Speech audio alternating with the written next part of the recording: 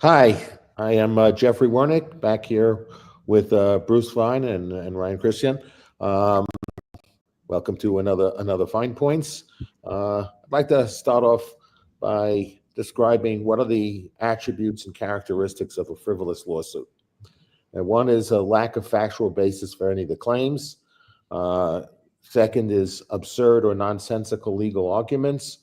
The third is intent to harass or annoy the other party. Um, I think what's kind of unique from my perspective, and Bruce might have a either a green point of view or disagreeing point of view, is that I think that in my lifetime I've never seen the courts take so seriously lawsuits that should be deemed so frivolous in nature.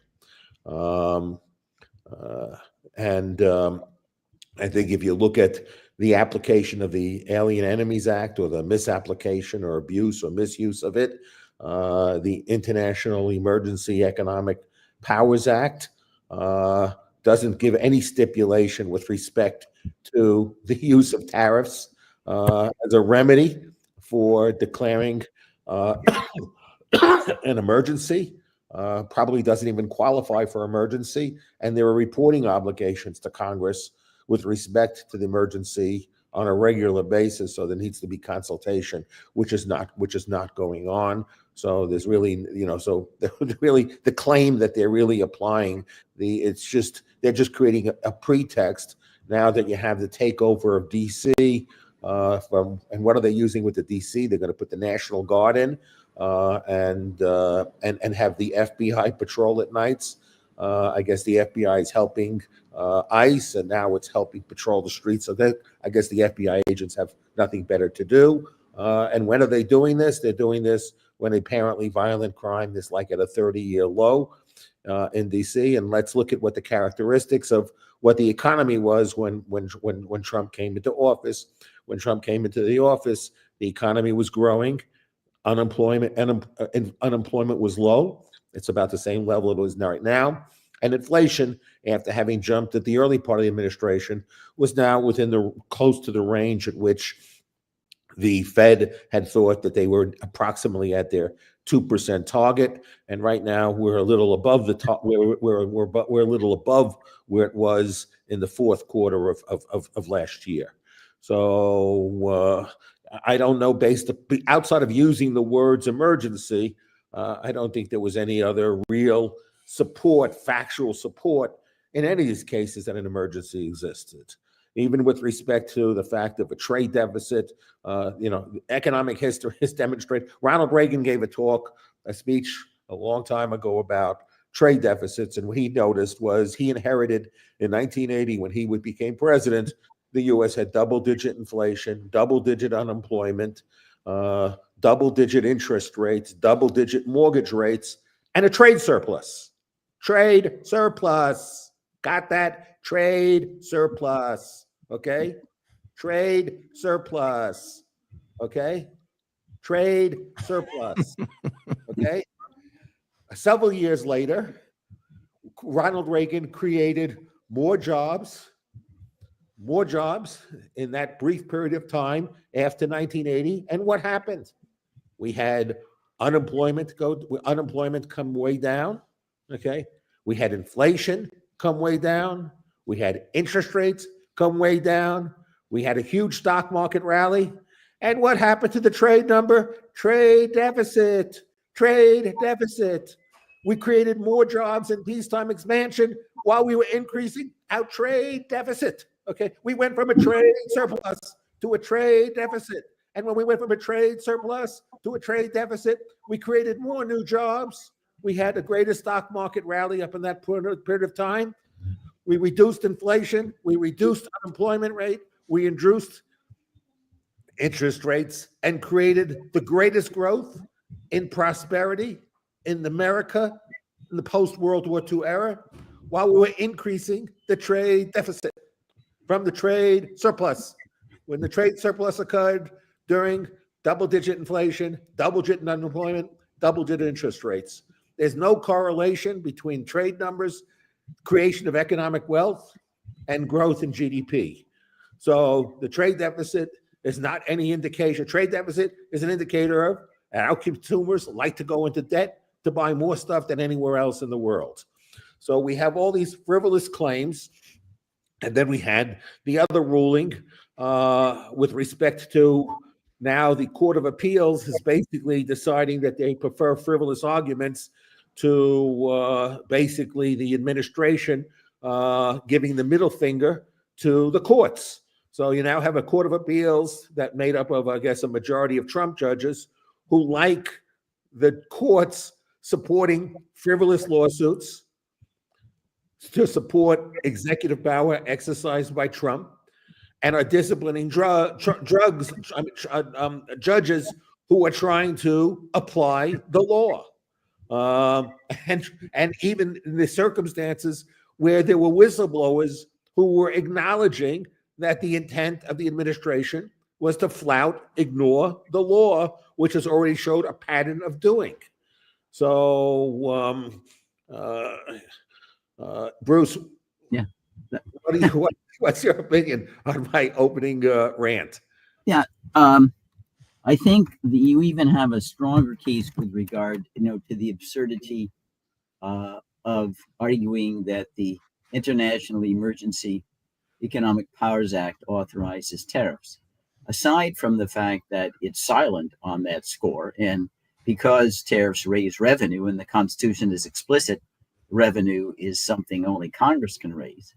There's a 1962 Trade Adjustment Act, which specifically addresses national emergencies allegedly arising from trade, and says if that happens, the Secretary of Commerce is supposed to do a study for 90 days, submit it, and make a recommendation to the president.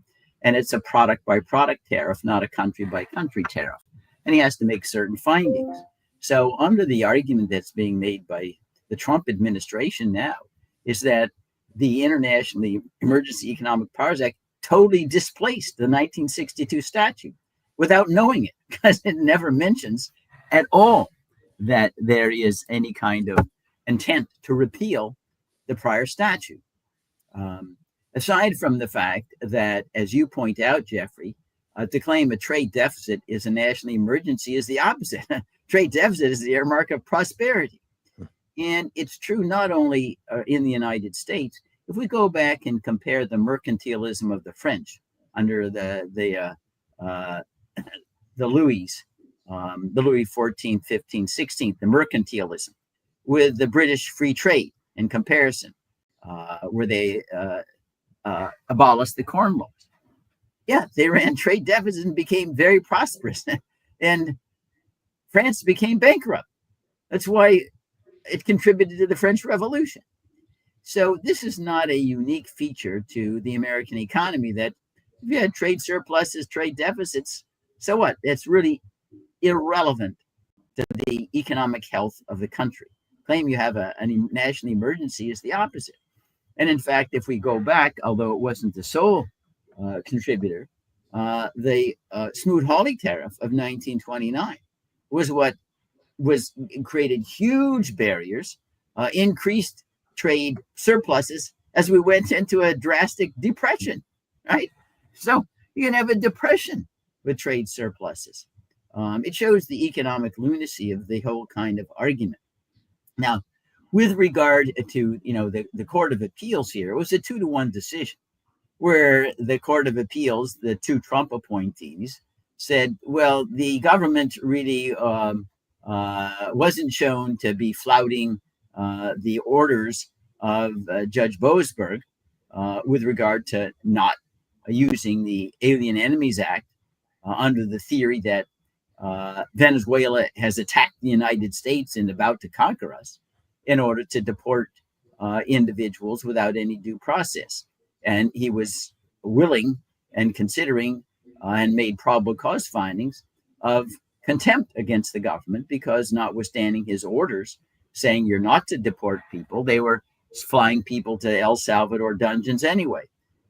What looks to be like a torture chamber, which would be additional violation of the Convention Against Torture, where we're not supposed to participate in any circumstance in torture. And it really is, it's to my mind, it's quite amazing. And I believe that this case will get to the United States Supreme Court.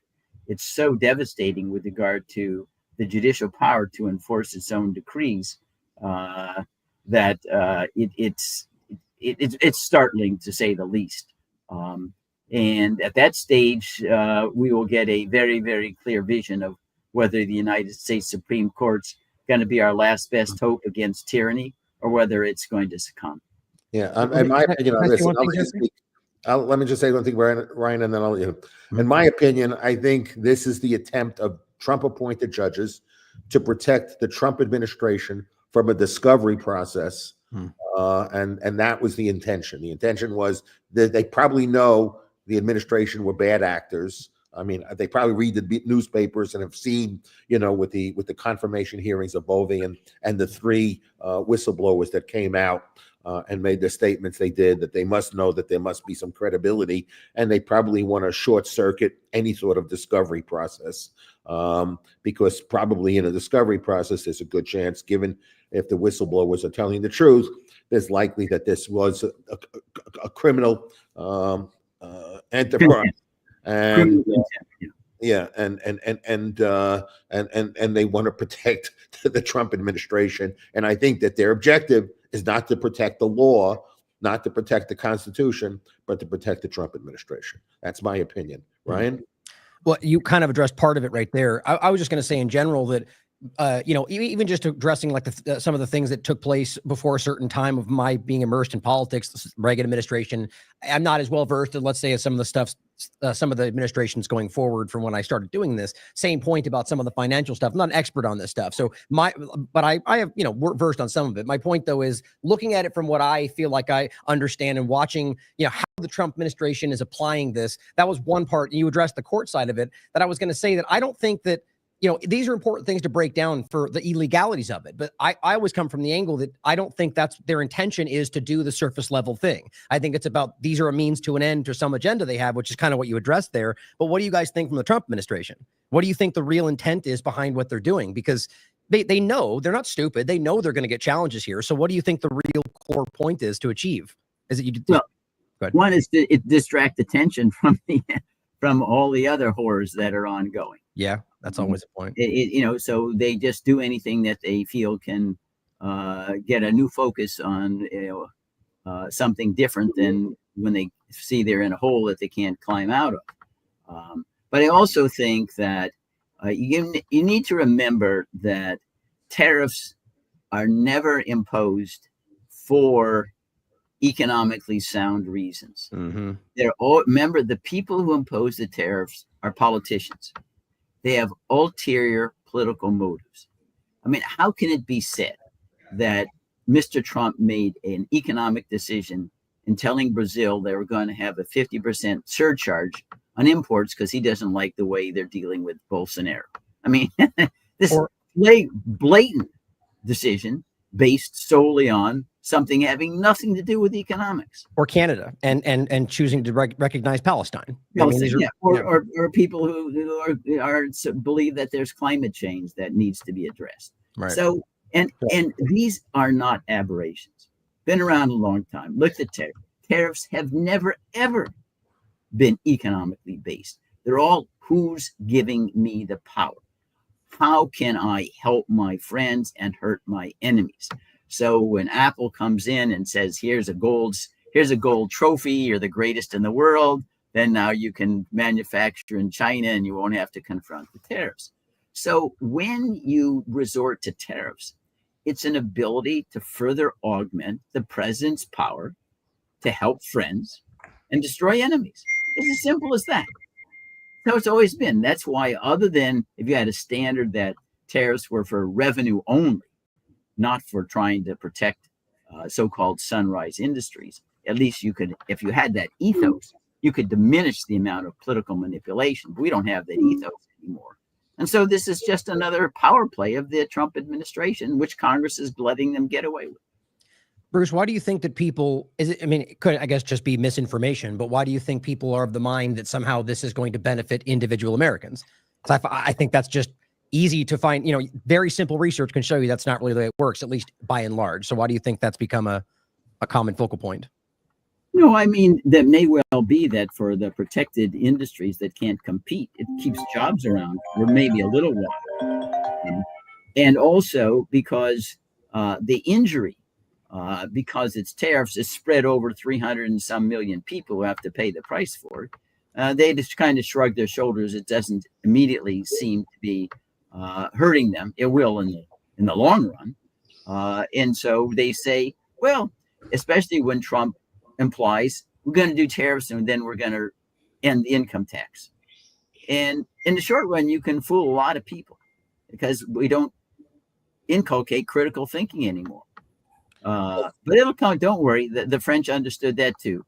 Colbert said, yeah, we'll do mercantilism and help all the French peasants. And they got a revolution. So it'll come. Hope we don't have to go to a revolution. But that's my view.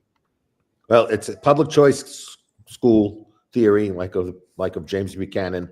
We talk about when you have concentrated benefits where costs are distributed, throughout a lot of people, then there's a lot of motivation for those who can have the benefits. I read that there's an article about the fact that lobbying associated with tariffs has gone up a lot. So there's a lot more lobbying revenue for lobbyists who are specializing in those that are either asking for protective tariffs or asking for protective or special exemptions from this. In the course, I gave a talk on this on one of my own podcasts, What the Wernick, and and I talked about when people mentioned about the not seeing inflation yet. Well, right now what you're seeing the companies have been absorbing the costs by having less earnings or losses that they would have had in the absence of tariffs. So it's not like there's nobody absorbing the cost. There are people who have been absorbing the cost, and the consequences of it are their shareholders are now absorbing the cost. And in the early stages, given the fact that there was uncertain about how permanent the tariff regime was in, it was logical that businesses were willing in the beginning to absorb the cost, hoping that deals would be negotiated in the 90 days, and then they would see what the permanent regime would look like, and that the permanent regime would look like something seriously. So nobody really wanted to go out and necessarily raise prices a lot. In the beginning, they were more wait and see. Oh, and now we're no longer in the wait and see period, and companies are not going to take $1 billion hits to their earnings every quarter, to absorb 100% of the costs that they are paying for bringing in, foreign goods that they're importing, because they absorb the incidence of it. So how will it be distributed? It will be distributed a little more, maybe some more. The consumer will pay higher prices. A little bit, maybe the people who work at these companies will now not see the type of wage increases. Maybe the companies will hire less people, and maybe the shareholders. So we don't really know what the incidence is, but the incidence will be distributed, and over a longer term, most of the incidence will fall on the consumer. In the short run, it's the shareholder that takes the hit. In the long run, it's going to be mostly split between the consumer and the workers. So to the extent that whatever the company absorbs, they're not going to pass that cost only on to the shareholders. They're going to pass that on to the workers as well. So it's not like people will be made better off. They won't be. Most people will be worse off, and a few people will be better off. And the history of tariffs are when we've had protective tariffs to protect an industry. We have a protective tariff to protect an industry, hoping that the industry will use that opportunity to become competitive. And so far, that's never worked. Okay, what they do is they just extract economic rent during this, so it makes the economy not more productive and more competitive. It makes it less productive and less competitive. There's no real examples of companies becoming significantly more productive and competitive and efficient that have been subject to protective tariffs. And I think it's also, it helps the big guy over the small guy for this reason. One, you're going to find with these tariffs more smuggling, more ways to try to evade them. Have production move from one country to another that doesn't confront some of those tariffs, so that it places again a premium, like the regulatory state does, on being able to hire $2,000-$3,000 an hour lawyers to circumvent the provision, to circumvent the tariff. So this is another example of aiding the rich at the expense of the small entrepreneur who can't do that. A further reason why this is lunatic.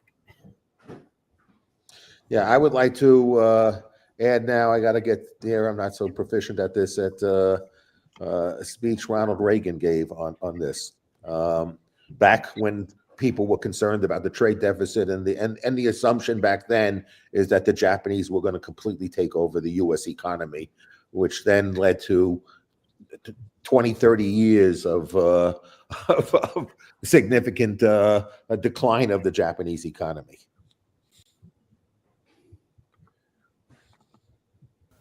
To compete in international trade. Let no one misunderstand us. We're generous and far-sighted in our goals, and we intend to use our full power to achieve these goals. We seek to plug the holes in the boat of free markets and free trade and get it moving again in very severe economic difficulties. In fact, both developed and developing countries alike have been in the grip of the longest worldwide recession in post-war history. And that's bad news for all of us. When other countries don't grow, they buy less from us, and we see fewer jobs created at home. When we don't grow, we buy less from them, which weakens their economies and, of course, their ability to buy from us. It's a vicious cycle. You can understand the danger of worldwide recession when you realize how much is at stake. Exports account for over 5 million jobs in the United States. 2 out of every 5 acres planted by American farmers produce crops for exports. But because of their recessions, other countries are buying fewer American farm products than last year. Our farmers are hurting, and they're just one group. So we're trying to turn this situation around. We're reminding the world that, yes, we all have serious problems, but our economic system, based on individual freedom, private initiative, and free trade, has produced more human progress than any other in history. It's in all our interest to preserve it, protect it, and strengthen it. We're reminding our trading partners that preserving individual freedom and restoring prosperity also requires free and fair trade in the marketplace. The United States took the lead after World War II in creating an international trading and financial system that limited government's ability to disrupt free trade across borders. We did this because history had taught us an important lesson. Free trade serves the cause of economic progress, and it serves the cause of world peace. When governments get too involved in trade, economic costs increase and political disputes multiply. Peace is threatened. In the 1930s, the world experienced an ugly specter: protectionism and trade wars, and eventually real wars and unprecedented suffering and loss of life. There are some who seem to believe that we should run up the American flag in defense of our markets. They would embrace protectionism again and insulate our markets from world competition. Well, the last time the United States tried that, there was enormous economic distress in the world. World trade fell by 60%, and young Americans soon followed the American flag into World War II. I'm old enough and hopefully wise enough not to forget the lessons of those unhappy years. The world must never live through such a nightmare again. We're in the same boat with our trading partners. If one partner shoots a hole in the boat, does it make sense for the other one to shoot another hole in the boat? Some say yes and call that getting tough. Well, I call it stupid. We shouldn't be shooting holes. We should be working together to plug them up. We must strengthen the boat of free markets and fair trade so it can lead the world to economic recovery and greater political stability. And here's how we're working to do that. We insist on sound domestic policies at home that bring down inflation, and we look to others for no less in their own economies. The International Monetary Fund, the institution that deals with world financial issues, seeks to encourage its member countries to follow sound domestic policies and avoid government restrictions on international trade and investment to foster economic development and raise their people's standard of living. We remind other countries that as the U.S. helps to lead the world out of this recession, they will benefit as we buy more goods from them. This will enable them to grow and buy more goods from us, and that will mean more jobs all around. That is the way of free markets and free trade. We must resist protectionism because it can only lead to fewer jobs for them and fewer jobs for us. In just 4 days, the trade ministers of virtually all the free world countries will meet in Geneva, Switzerland. They will seek ways to surmount challenges to the integrity of our international economic system. We were instrumental in convening this international meeting because we believe strongly that our trading system is at a crossroads. Either free world countries go forward and sustain the drive toward more open markets, or they risk sliding back toward the mistakes of the 1930s and succumbing to the evils of more and more government intervention. And this is really no choice at all. The United States will reject protectionist and defeatist proposals. Instead, we will set new goals and lay out a program for limiting government intervention in world markets. We will lead with a clear sense of our own commercial interests and a quiet determination to defend these interests. We will take actions at home and abroad which enhance the ability of the United States industries to compete in international trade. Let no one misunderstand us. We're generous and far-sighted in our goals, and we intend to use our full power to achieve these goals. We seek to plug the holes in the boat of free markets and free trade and get it moving again in the direction of prosperity. And no one should mistake our determination to use our full power and influence to prevent others from destroying the boat and sinking us all. That's how the United States is working in the world on behalf of freedom, economic prosperity, and peace. I'll be back again next week. Thanks for listening. Working for freedom, economic prosperity, and peace. Okay, that's what he was working for.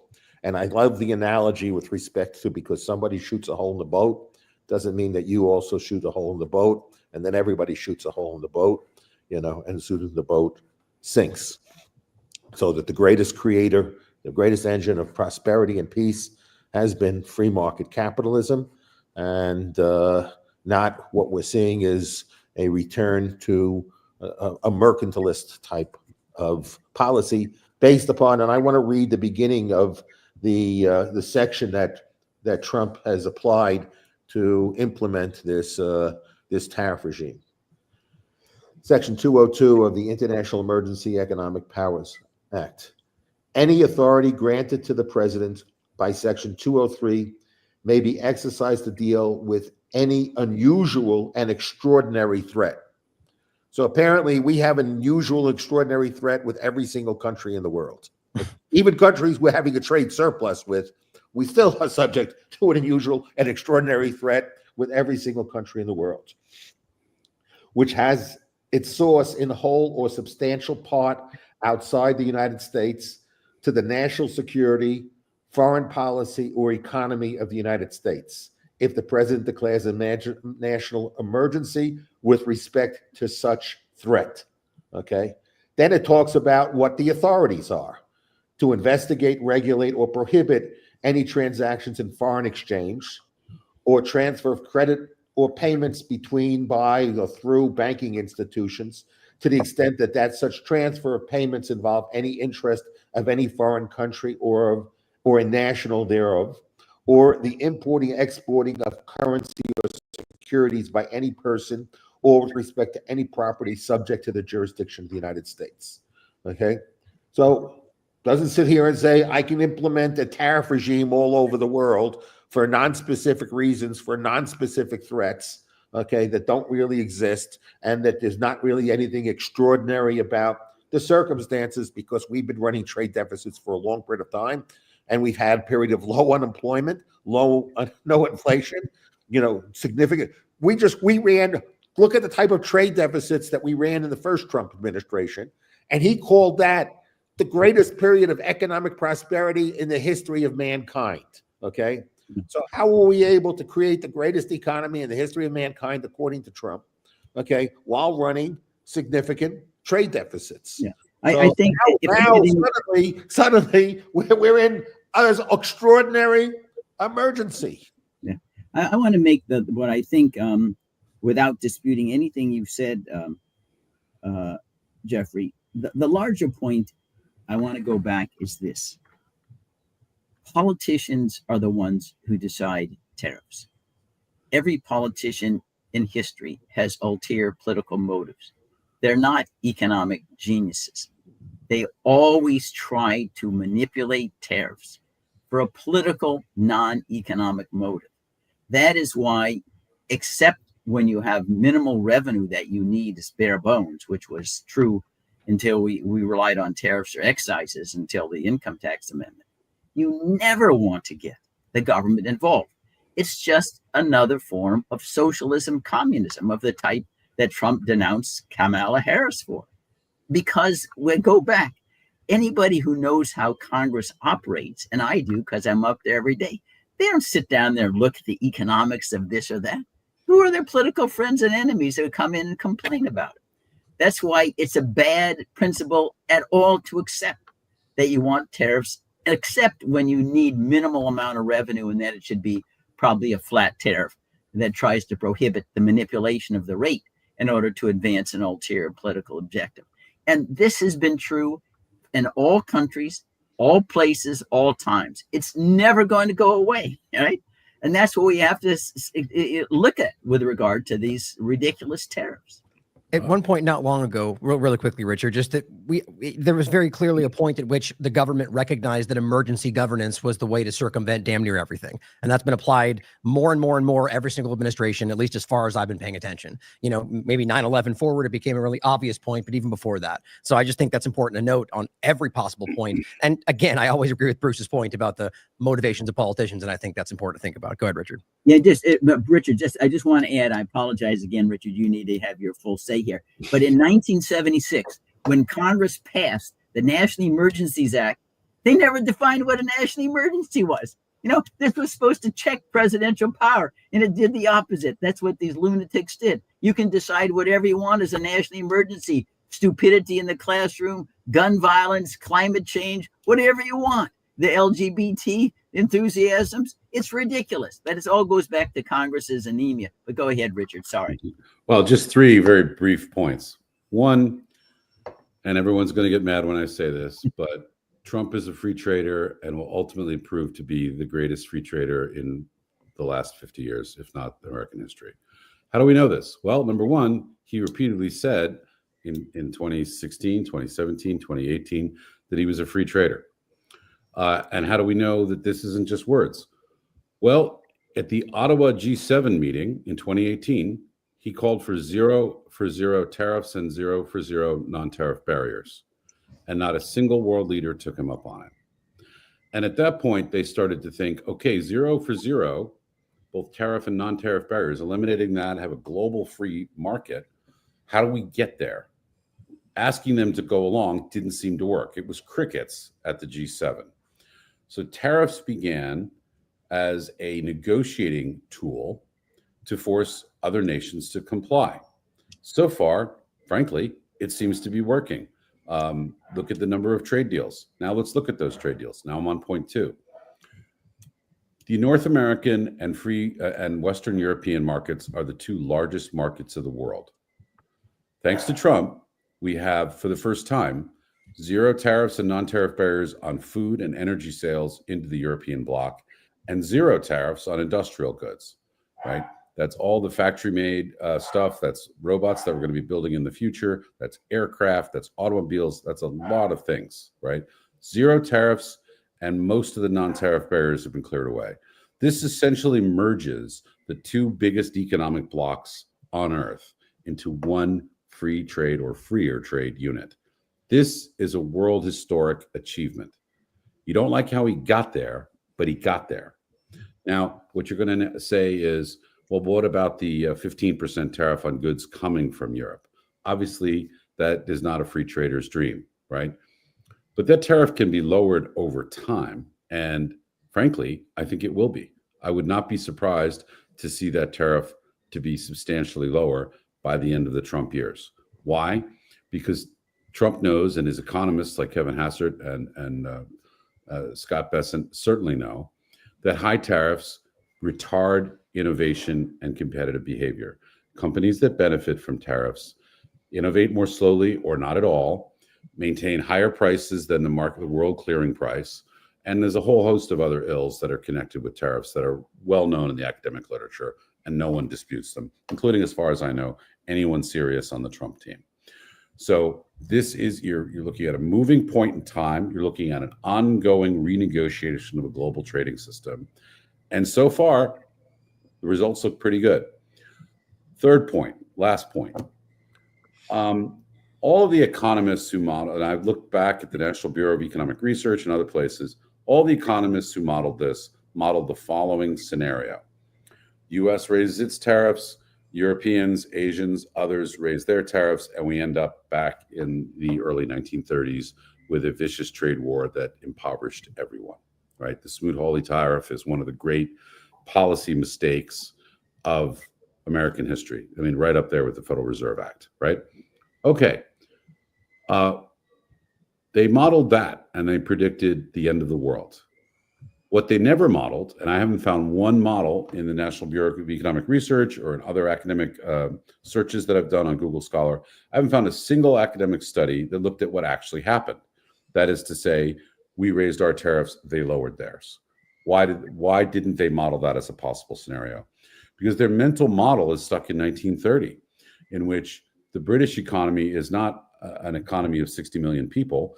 It's a global economy where the Brits run 1/3 of the globe. Obviously, being denied access to the British economy had devastating effects when it was the British Empire on the US. Today, the Britons barely rule their own island. Being denied access to the French economy in 1930 meant being denied access to the French Empire, which stretched across Africa, the Pacific Islands, little enclaves in India, and so on, right? Again, France is just another nation of 60 million people with a GDP roughly that of Los Angeles County. Any retaliatory effect that they could have is much smaller than they would have been able to have in 1930. Ditto Germany, etc., right? The world has fundamentally changed in the past 90 years. So the ability of Europeans, especially, to extract huge harm on the US economy through retaliatory tariffs is far less than it was in 1930. They were modeling a world 90 years out of date. What happens if they model the world that we're actually in? Well, Richard, a couple of things. Your points are wonderful, but I don't think that you can argue that imposing tariffs on Brazil because of Bolsonaro has anything to do with economics, or imposing tariffs on Canada because they wanted to recognize, Palestine as an independent sovereignty. How can you claim those are economic decisions? They're political decisions. Well, Bruce, fortunately for me, I'm not claiming they're economic decisions. I didn't comment on those at all. No, but your comment upon the you're pointing out that tariffs are being used for political reasons. Yes. Of course, that's true. It's always been true. Every president has used tariffs one way or another. What Trump has figured out is that tariffs are quite broad in what they can do. So, for example, the peace in the Congo-Rwanda peace deal, to a certain extent, the Azerbaijan deal, driven by tariffs, by threats of loss of access to the largest. Why the heck should we care about or maneuver our economic policy, to bring Armenia and Azerbaijan? That's their problem. We're not supposed to get. Look, I'm a non-interventionist, not just in markets, but in world affairs. I'm right there with you. But my point is, we don't even need to. Why are we doing that? Let me tell you what I understand your point is. Your point is the ends justify the means. Okay, it's okay that he violated the Constitution. Okay, because you like his objective. Okay, so you say, because that's what you basically said. You maybe not like what he got there. Okay. Yeah, there's a different way of doing it. It's called following the Constitution. He could go back and say, I want to go to negotiate with Europe. Here's how I can get Europe to go to a deal. Congress, get me a tariff on Europe that we can impose on Europe and give me the bargaining leverage to do it.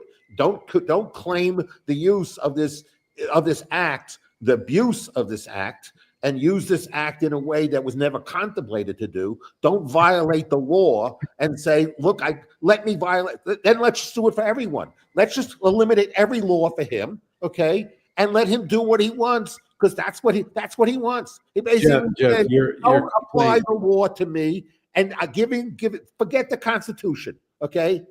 I'm gonna deliver you great stuff. Just don't constrain me by these terrible thing called the Constitution. Don't constrain me by this. Okay, make me a dictator, and I will produce great results. Give me Your that has complaints. absolute power over it. So it's not a non-trivial point to say you might not like the way he got there. Yes, I don't like the way he got it. One is, I dispute that he's a free trader. Okay, he's not a free trader. Okay, he's a mercantilist. Okay, you know, he's a mercantilist. They're talking about using tariffs as a permanent regime, and how is he paying for his tax cuts? Through the tariffs. Okay, what would be the cost of the deficit if he didn't have the tariff to pay for the tax cuts? Okay, the tariffs is how they're funding the tax cuts. Let me just respond to your first point. So what's the size of the deficit? Your complaint about the Constitution is absolutely well-founded, but you're arguing with the wrong party, okay? The progressive Congresses of the 60s and 70s created an imperial presidency. What Trump is doing is taking advantage of the tools handed to him by these progressive Congresses. He was not handed by this tool. He was handed a law. He was handed a law. Okay. That law, yes, and that law does what? not. Laws so are you tools think the for law the allows him? Where in that law does it allow him to create an indiscriminate tariff regime all over the world? And what's the International Economics Policy Act, or whatever it's called, the IEEPA, whatever it spells out as. Look, progressive Congresses. I'm looking at the law. Violated the Constitution. This is the law. Right. This is the progressive law. Congresses passed laws giving presidents. Is your argument that he's fairly applying the law? No, Richard. I'm not making a constitutional legal argument here. I'm merely pointing out that laws were passed in the 60s and 70s by the Democratic-run Congress for the best of progressive reasons, and those laws are still in the books, and that's what President Trump is using. And yes, the Constitution was violated, but my point is it was violated in the 60s and 70s by the United States Congress. So they did it first, so it's okay that we do it again. Not that they did it first, they did it. I know, but that's go ahead. Hey, just a matter of process here. If the president believes that a statute is unconstitutional and it's given him too much power, he can sue and say, this is unconstitutional, and therefore I cannot and will not execute it. Andrew Jackson, Second Bank of the United States, he took the money out, put it in state bank, said, listen, you can't force the executive branch to enforce an unconstitutional law. I do not know of any Republican who stood up and said IEPA is unconstitutional, all these vast delegations. Of course they're not, because people are in politics to aggrandize power. It's not unique to Trump. Everybody in the history of the world who come to power has that. But the second thing with regard to... Wait, Bruce, just a quick question. Why don't the Democrats now sue and take it to the Supreme Court and say Trump is using unconstitutional powers? And because they all seem to utilize it. Number one, it's a cycle that never ends because let me explain. Number one is the way in which the Supreme Court has narrowed standing. You would need a resolution in Congress, and the Democrats don't control either branch. So they could not sue.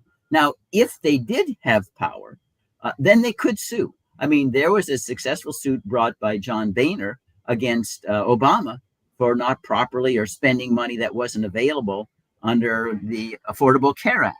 It can be done, but you have to be a majority. But one thing I want to underscore, Richard, I certainly agree. The Democrats don't give a darn about the law any more than the Republicans do. The whole country doesn't care about any of the law. It's just a matter of whose goose is being cut. That's all it is. And that's why you got to get the government downsized. I want it to be smaller than Grover Norquist, that you could flush it down a bathtub, because the dangers and the evils of big government dwarf all the imperfections of private markets. They dwarf them. And that's where we have to go. And I'm sure not here to defend Democrats doing illegal things too. But you're never going to get back to the right place if you say, well, since the Democrats did it, then the Republicans can do it. You got to start someplace. And imperfect justice is better than none. So really quickly before everyone jumps in, so I addressing the same kind of point, carrying on Bruce was saying, that was my thought the whole time. And Jeffrey already made the point of the means, the ends justify the means. I mean, the whole Napoleon quote was already said. I mean, it's clear that that's the mindset, right? This kind of Machiavellian idea. I think that's not the way to go. But I don't disagree that, if that's where you end up and you agree with the outcome, okay, then, if everyone, the point is that the means do matter, especially.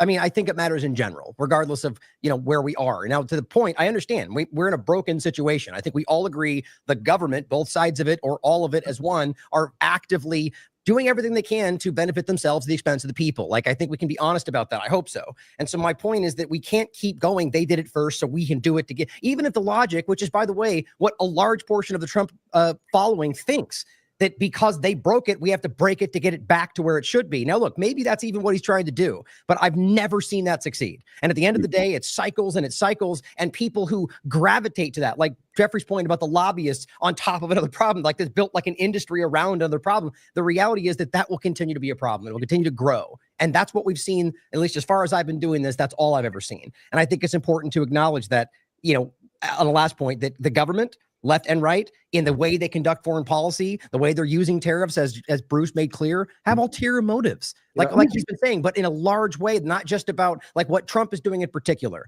I don't believe what they're doing is even ultimately about the benefit of the American people or this country. I know you'll probably disagree with that, Richard, but I think that the outcome will show us that, like it has in the past administrations. But main point, I don't think we can rationalize bad things by saying even, that it has ever been done before and doing a bad thing will get us out of the problem. I don't think that's sound logic. I think the let me go logic. back. Jeffrey, let me just, Go ahead, and I Rick. apologize here. I want to, and I have to keep emphasizing this point. What the framers of the Constitution understand is that we can never, ever rely on a George Washington except once in 5,000 years, and that's not going to work, right? That we have to assume everybody in government's probably going to be a scoundrel with ulterior motives. So we build institutions, the rule of law, checks and balances, not because the motives of the individual politicians are beneficent. It's because when you put two scorpions to fight each other, they have a standoff and they can't do so much harm. And that has human nature, and the power structure has never, ever changed. It's not ever going to change. And then we got to keep our focus on that. We got to keep focusing on, we need to get the government smaller. No matter what you think its benign motives are, it always goes south. Because people get attracted to politics to exercise power, not to help the people. If they want to help the people, they'd be in NGOs and doing philanthropy. They're not philanthropists. And I can say one more let thing it be really quickly. shown that- I hope you're right in regard to their intentions. I want to make that clear, because I think nobody here, I think, is like one side or the other. Ultimately, at least, I'd like to believe that we're critical of all sides equally. And so that's, I hope that's the case, but I still don't agree with the actions to get there, if that's, what we're leaning into. Go ahead. Well, look, one president in the last 40 years has shrank the government, and you don't like to hear it, but it's Trump, right? We got a rescission package through at almost, a little over $9 billion, eliminating funding for the Corporation for Public Broadcasting and for various other things. And that, that's the first time that funding has been turned off and budget lines have been eliminated in decades, maybe ever. I don't agree with that. Why do why was the debt ceiling increased? If you're actually cutting spending, why does the debt ceiling go up? There's something in Congress about that. No, there's nothing in Congress. True. Look, it's surely true in some respects. He cut funding. I agree with that. But in other respects, again, the military-industrial complex, another How much more did he give the military, and how much more did he give for creating a domestic military force? Yeah, Okay. and the spying. He gave our military a lot more money than he took away. Okay. Yeah, for sure. Okay, but you have one president who's abolished agencies and cut funding. One. Did they cut enough? No. Is total spending still going up? Yes. But they did get rid of a few agencies. This is the last time since Reagan, and it's the first time a congressional rescission was used ever. Okay. Yeah, and that's the proper way to do it. I'm not, listen, these are the Richard, only I'm positive saying trends you can point to in terms of shrinking government. You should that acknowledge that. those elements are good, but you're missing the forest for the trees. There are agencies that were abolished. I was in the government. We abolished the Civil Aeronautics Board. We abolished the Interstate Commerce Commission. Right. What year was that, Bruce? What year was that? 1978, 79, right? 1978, still civil air. How long ago was that? Well, How long 50 ago? years ago. It just shows it can't. Well, I was still working in the government at the time, so I remember that. Okay. But going to the larger point is that the overall spending continues to climb, where it's totally unneeded. It's in the least competitive aspect of the economy, the military, industrial, defense contracting. And so he does some things that are really nickels and dimes, but on the huge amounts, spending over about $3 trillion on the F-35, fighter jet, it continues to go out of sight, and that's why you have to increase the debt ceiling. And if we end up, let me tell you, I want to make. I Yeah, want to but make. Bruce, do you know what the CFO Act is? A Passed couple in of points I want to. 1995. The only administration that has ever tried to enforce the CFO Act and clean up the spending at DoD is this one, and they're looking at the powers under the CFO Act to force the military to use generally accepted accounting principles to identify waste, to terminate programs. Nothing's happened, right? though. They have never audited the Pentagon. These things aren't happening. These are narratives and statements, and they're not really Ryan, doing it's it. been just a little over 100 days. I know. Okay, fine. Fair enough. But if we get to the end of the first year, if we get to the end of 4 years and it hasn't happened, then we have to stand back and say that it was not really. Terrible argument that it takes a long period of time to cut expenses. That's bullshit. Okay. I don't care how big it is. If it's a big bureaucracy, it's easy to start cutting quickly. Okay. It's not as easy as you think, Jeff. First of all, yes, you it got is. to audit Yes, things. it is. It just requires will to do it. That's it. That's all it does. Just requires will to do it. So don't tell me it's not. Will is important, Jeff. But audits take time. Let me make these points, Richard. Okay. We want to talk about consequential things government has done. We had governments that completely deregulated trucking. Okay. Yeah. We completely deregulated communications. Okay. We created a cable industry. Okay. We created deregulated air travel. You're going to compare what Trump has done to deregulating huge segments of the economy? Come on. There's nothing to do with the first president. Okay. This is a president who says, if you want to trade with China, you got to pay me a fee to do it. Okay. If you want to merge a steel company, you got to give me a golden share. Okay. So I take over operating control of the country. Someone got beat up horribly, disgusting that it happened in DC. So I'm now going to make a claim that while it has the least amount of violent crime, the less than 30 years, I'm now going to claim it's a disaster, okay? And nobody can walk down the street and go to the grocery store, and I'm going to take over, DC. So you can't operate TikTok, okay, because they're selling data to China. But no, I want to do a deal with my friend, so it's okay. I can do a deal with my friend. Okay, this is a guy that has been the most interventionist president in economics. Okay, he's not a free trader. He's been the most anti-free trade president right now. We got to look at what he's done right now, not what you think he might do in the future. We got to observe at what his behavior has been today. As his behavior is today, a post-war period, we have not seen a more interventionist president than him.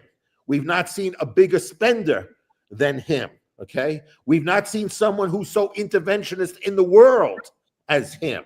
Okay, and so he's using either droning, or now he's said, oh gee, I can do it a different way. I could just terrorize people with tariffs. I can decide to destroy their economies with tariffs, and I can extort everybody with tariffs, and I can do this because nobody will stop me. The Constitution doesn't give me this power, but I'm going to do it anyway because nobody will stop me from doing it. Okay, and this is okay. It's okay that he takes powers, because 40 years ago, Congress wrote a bad law that gives him the excuse to ignore all the laws and do whatever he wants. Okay, so I think that's a horrible argument. Okay, so because then he can apply that to everything. Then you're right. The Constitution doesn't apply to him. He doesn't have to uphold the Constitution, and nor does anyone in his administration have to uphold the Constitution. Yeah, there's another issue I think that's it's not unconstitutional to follow the laws that Congress passes. He's If not the following the law. Well, He's that's not actually following the even law. We don't like the law, but he's following it. It Wait, wait. put a tool in his hand. He's not following the law. He's not following IEPA. He's going to lose. He's lost all of his cases. He's Bruce, gonna can I lose. jump in really quickly, though? That's not even an accurate statement, though, guys. By the way, As the courts Bruce, have you know not- well. there's Hold no on. Let final me jump in ruling really on- quickly, Richard, really quickly on the one you just said. That's not accurate. A law, regardless of being a law, can still be unconstitutional. That's Bruce, back me up on Yes, that. of course. Okay, But that's not what I'm saying. well, The that's courts exactly what have you said. not found, right? The Supreme Court has not found that President Trump acted unconstitutionally with respect to tariffs. In fact, all we've had is a theory. Well, I It's understand. two courts. Litigation takes time. It's been adjudicated in two courts, and it's been found illegal in two courts. So the Yeah. only courts that have opined on this have said it's illegal. What Yes. was stayed was the injunction, but the injunction waiting a final determination. But it was in two courts, and two courts have deemed it unconstitutional. The courts have not made a final judgment. It hasn't gone to the Supreme Court and been decided with final. Whatever courts have made a judgment on it, they've made a judgment. Okay, This is preliminary. It's being Richard, appealed. this is how the legal system works on the Supreme Court, and we have a track record. If the government loses at the lower court, and it feels it's very, very critical to their agenda, they can leapfrog under Rule 11 of the U.S. Supreme Court and go directly to the Supreme Court. For example, in the Youngstown Sheet and Tube case, when Harry Truman seized the steel mills during the Korean War, they went from the district court right up to the U.S. Supreme Court. You know, why, if this is such an important issue and they think they have a leg to stand on, why aren't they asking the Supreme Court to take it right now? They aren't doing that because they know that as soon as the ambiguity benefits them. They're going to let the process play out because they can do what they want in the meantime. Exactly, because they know they're going to lose, because if they thought they would win, they'd be in the I don't Supreme think Court they tomorrow. may not lose. They may not Then lose. why, then if they thought on something like this, where the amount of money is so staggering, they thought they would win, they'd be in the Supreme So Court. Richard, you think this? You're missing the forest. You're missing the big picture. Richard, The point is, you're we saying have freer this is trade unusual. with Europe, Japan, and a range of other nations than we did in January, right? Just a fact, right? The tariff barriers to U.S. products and services have declined sharply with all our major trading partners in 6 months. That's an amazing accomplishment. Who are our major trading partners? Well, the EU is Who's number one. one? Japan is another. Who's number one? Who's number one? Who's two? Who's three? 1, 2, 3. Give me 1, 2, 3. 1, 2, 3. 1, 2, 3, Richard. On what products? 1, 2, 3. 1, 2, 3 trading partners. Simple. Canada, Mexico, China. 1, 2, 3. 1, 2, 3. Canada, Mexico, China. Okay. If you could be the whole economy, all Canada, goods and Mexico, services, China. yeah, it's Tell me probably about the deals we did with Canada, Mexico, and China. Well, first of Tell all, me there's a about the deals we deadline did at with them. midnight Hey, 1, tonight 2, for 3. China, Hey, so 1, 2, let's find 3. out what happens. 1, 2, 3. 1, 2, 3. Where are the deals with 1, 2, 3? All right. Well, we'll see what happens with the Chinese deadline. Where's the deals with 1, 2, 3? And we're still dealing with Canada and Mexico. But by year's end, I think you'll see a different picture. Well, that's just a. By the way, did you see that Rockwell Automation is moving a major unit out of Canada into Ohio? Our most important trading partners are Mexico, Canada, and China. They're our most important ones. 1, 2, 3. Okay. Yeah. And the other thing, I want to offer this. Integrated. We created a block in Mexico. We created a crack, a free trade zone, right, between Mexico, Canada, and the U.S. We were going to create a zone here, an economic zone here. Okay. So how's that doing? Yeah, I want to go back. We have industries whose whole supply chain is, I don't think people even know how businesses operate, that they think there's so much an interaction supply chain where people go and they make stuff in one country, they deliver it, it goes into one country, comes here, goes back out, then comes back here. I don't think people even know how the supply, I think most of the people who are talking about tariffs and talking about this, I don't think they know anything about how integrated these companies are in people's supply chain. I don't think how people understand that when people who make these types of capital goods, that you don't change who your supplier is overnight. Your supplier is part of your strategic planning process. Okay. Yes. You've had 40-year relationships, 30-year relationships with these companies. You don't just break them up and say, let me hire a few people off the streets. Okay. Or I get a few machines that we can place all of them. Okay. This is just, there's so many assets in place. Okay. That companies are set up in place to produce goods as cheaply as they can. Okay. They don't choose to supply so that they have a high cost of doing business. They just choose supply so they have a low cost of doing business because they want to give the best product at the cheapest price in a competitive market to their customers. So they've structured their supply chain based about trying, how do I produce the most amount of goods with the best quality at the lowest price I can to the consumer, okay? Because if I don't, somebody else will, okay? That's capitalism, that's competition, okay? So they built out and they think a lot of seriously about who they built relationships with, that they become long-term relationships with them.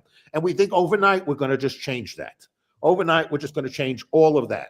Okay? No, Jeff, it's not going to happen overnight. Jeff, yes. But Change guess all of what? that. Mexico and Canada want to keep those parts of the supply chains, which means they will make a deal.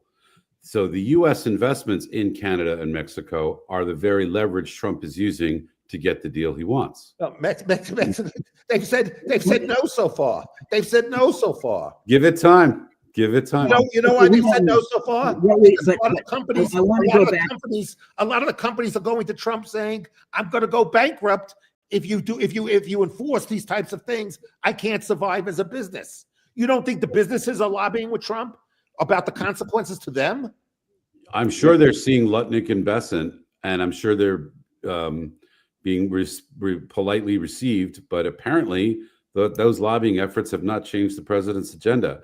So very quickly, those companies will stop focusing on Trump and go to Ottawa and Mexico City and begin to apply pressure there. That's what the Trump people are counting on. You know what? They're probably going to win it.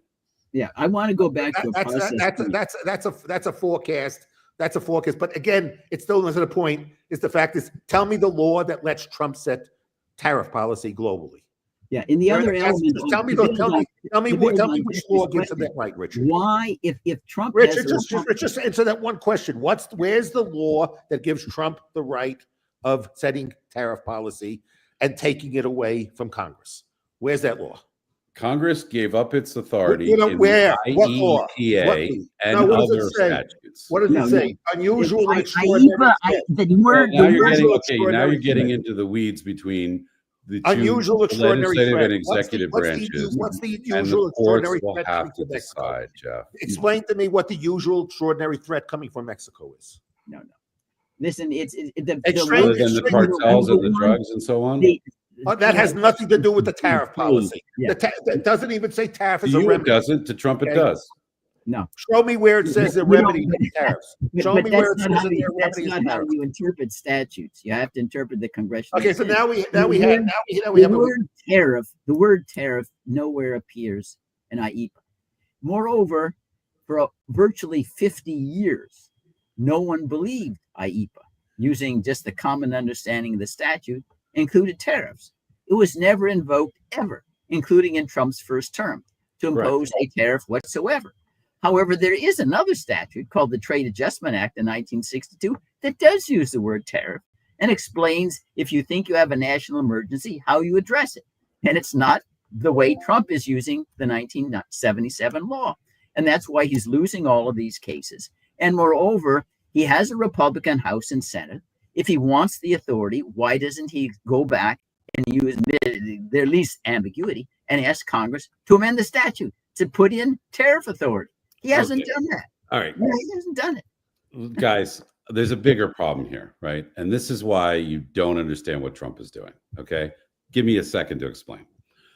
Every other politician you've seen lays out this big, beautiful vision of where he wants to end up, and then tries to get the media, the Congress, the lobbyists, everyone else to align with that vision and then grind toward milestones to achieve it. That's what you're used to seeing. What you can't get your head around with Trump is he doesn't announce his goal in advance. He bluffs, he threatens, he actually does things, squeezes people, right? He has the goal, but he doesn't announce it. He doesn't try to build a coalition. He tries to get there. It's a different way of proceeding. That sounds like hope. Everything you're looking at is you're putting it into the mental model of he must have a vision, and therefore his bluffs must be the vision he's trying to gather everyone around. And you think, oh, well, he's praising tariffs. It must be that that's his vision of a high tariff America, right? And then you attack what you think that vision is. Well, That is Yeah. not his vision. Yeah, but Yeah, the he point is- is that nobody has it. Neither do Richard, you, neither do this any of sounds- us, because this- we're all this sounds guessing like- at it. That's the whole this- point. Right. Let me You- just- Richard, let you're me defining. interject. Richard, let me tell you. Let me interject for 1 second, and then Well, let me just leave you with one thought. Look, he Well, asked for yeah. zero for zero We had- tariffs in Yeah, 2018 at the G7. we've encountered candidates before who have secret plans that they say, I'm going to be very, very, very subtle here. I'm not going to tell you what I'm going to do because it would alert the enemy. It's called Richard Nixon's secret plan to end the war in Vietnam. It was so secret. It was secret even to himself. He didn't have any plan either. So the Well, yes, he idea is did. that Americanization, Vietnaminization This in is about- 1972 no, was no. his plan. no, Vietnaminization. And that was not his plan. He would have announced it at the time that he was said. There wasn't any secure classified information about that. When he announced the plan, it was in the papers, right, Richard? It wasn't classified. He could have said it at any time. He didn't have any plan. No politician has any plan other than I need to stay in power. And if I have to say I'm a Keynesian now to stay in power, like Nixon did in 1971, he becomes a Keynesian. That's true of every politician. It's not just Trump. I wouldn't believe any politician ever to have some kind of secret benevolent plan. I'm going to do X, Y, Z. Every single decision made. And I didn't say it was secret It's made or on an benevolent. ulterior political motive. I don't trust any of this stuff. It's your opinion, though, You Richard. have It's to your look at opinion the about what pattern he's of doing. actions, not I the pattern understand. of I words. understand. Can we just human acknowledge- nature. You're looking at the pattern of words and being deceived. No, because I'm you- looking at human Because your nature. mental model is you announce a big vision and you try to push the world toward it. No, my mental model is not that. Richard, my mental model is the history of power for thousands of years. Politicians are there to aggrandize power, to be the center of attention. Period. They don't have principles. They don't have principles, and that's what's going to happen. Okay, so It's but not why is based what you're on I'm doing not different? talking about Richard? principles. This is Guys, human hold on. nature for Richard, the why is beginning what you're doing thousands different? of years. Why is what you're doing different? What do you mean, Ryan? Why is what you're doing different than what you're claiming we're all doing? Because you don't know his plan. You haven't spoken to him. It's not written down. You're saying you think he's doing this, and we are looking at it wrong. So why is what you're doing different than what you claim we're doing? Because you're starting at a high level and coming down. I'm starting at the available facts and working out. You don't know where my mind is starting from in this conversation. I'm just Right. simply saying neither of us know for I'm sure. not trying to read your mind, Ryan. What I I am know, but saying is let's this. be honest about this. None of us know what his intentions are. We're trying to Well- read the facts and guess at what we think the Well, I outcome did is. talk to a number of senior officials. so I Fair have enough, some but we idea. don't know Right. what his ultimate plan is, and we can just Yeah. admit that. And I Richard, think it's fair. Well, I think he announced it in Richard, 2018 in Ottawa, which is a Richard, global free Richard. trade zero for zero deal. Richard, And That's it. Go ahead. Go Richard, ahead. Richard, let me tell you, you have your friends you speak to. I got my friends who are in the administration that I Sure. speak to. everybody and they does. tell me a different story than you tell me. Okay, Yeah. so I don't think I don't think if you speak to every single person around the Trump universe that you'll get the same answer of what his vision is from speaking to every one of them, that they have a consensus of what his vision is. Okay, so I don't agree with that. So maybe there's people that you speak to, that's what they tell you, and maybe they're telling you stuff they don't believe, but they're telling you anyway because that's what they want you to repeat to other people. So I will tell you this. Possible. Okay, I don't rule it will out as a tell you this. possibility. You But look can at be- the you can actions, be Jeff. game, The But let actions. me make this statement. Okay, very simple. Okay, if he's got this grandiose plan, okay, that because he's a 10th dimensional genius, okay, with these instincts beyond the capacity of any human being to have the capacity of understanding, so he can't communicate to us, because if he communicates, his plan won't work, and we won't understand anyway, because we're all too stupid to understand what he has in his mental capacity, okay, that essentially he says, I am a 10th dimensional genius. I am an extraterrestrial, okay, with extraordinary powers, okay? I am infallible, okay? So the Constitution doesn't apply to me. I don't have to tell anyone anything, okay? Leave me alone for me to do whatever I want to do and trust the results, okay? So we don't need Congress. We don't need the courts. We don't need anyone. I'm just left alone to do whatever I want, and how I do it and what I do and what a gumps go, I don't need to tell anyone, okay? And that's a constitutional republic. That's the document that James Madison, Thomas Jefferson, that's what they fought, the King of England. Freedom is to have a government run by somebody who says, I am such a genius. Nobody can hold me accountable to anything, and I can just do whatever I want. That's what you're justifying. You're justifying he has no need to explain anything to anyone, and that so far he's getting results that have no historical precedent in the history of mankind, okay, of the results that he's gotten. We went from a regime that we had a closed market, and it was the beginning of the work of Reagan and Gatt that opened up the world, okay? Reagan opened up the world, okay? So Trump was closing the world. Reagan opened up the world, okay? More people got wealthier after Ronald Reagan throughout the whole world, including Americans, okay? The whole world. He enriched the whole world, and America got richer while the whole world was getting richer, okay? Yes. So don't compare him, Trump, and Reagan. How did Reagan accomplish it? Did he need to bullshit anyone? Did he bullshit anyone? Did he bullshit anyone? If you're asking me, he certainly did with the Soviets, right? Because the threat of Star Wars is what brought them to the arms control agreements. And by threatening to put weapons in the sky that could destroy Soviet ICBMs. Did he bullshit the American people about Star Wars? He eventually did. About Star Wars? What about the American people? He certainly exaggerated the capabilities. I mean, we never, in the Reagan years, deployed technology to space that could shoot lasers to take down ICBMs. We never did that in the Reagan years. He talked about it, but it was never demonstrated while Reagan was in office. Well, isn't the work done by Star Wars the basis of what our defense mechanism, Patriots, and all those? Isn't all this a byproduct? Yes, but okay. Remember, this is 40 years ago. This is before the technology was proven, and in the decades after Reagan, the technology was proven and deployed and becoming better all the time. Right? But when Reagan talked about it in 1983, when Reagan talked about it, Reagan believed it was provable. And he believed it was provable, but no one else did. He was ridiculed by the Congress. He wasn't alone. Edward Teller not alone. Who was the architect of Star Wars? Yeah, I mean, there are various people who claim credit, right? There's an Air Force general. There's Edward Teller. There are others. I knew Teller. Okay, I knew Teller as well. But I'll tell you, the brilliant Pebbles idea he had, which is actually an interesting idea, was never proven, even today. Well, I think we're getting on a side. Presidents talk about things that don't exist. Did Reagan ever promise implementation of stuff? Let's look at what Reagan promised, and this is going to get. And Bruce is right. Guess what? Reagan promised research and development on Star Wars. That's what he promised. Okay, and we did it, and it's proved to be amongst the most productive research we've had. Okay, back when it was called High Frontier, I think the Air Force general's name was Hayden. He claimed that Star Wars in 1983 could be built from off-the-shelf technology. On the back of that promise, Congress gave Reagan a lot of money to do exactly that. And then it turned out the off-the-shelf technology didn't work and required a lot of iteration and experimentation.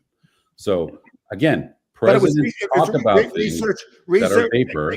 Sometimes they become reality, sometimes they don't. I feel like we're losing the point here. Anyone who's putting out research, okay, if you point a vision and say, here's the capacity of humankind to do this, okay?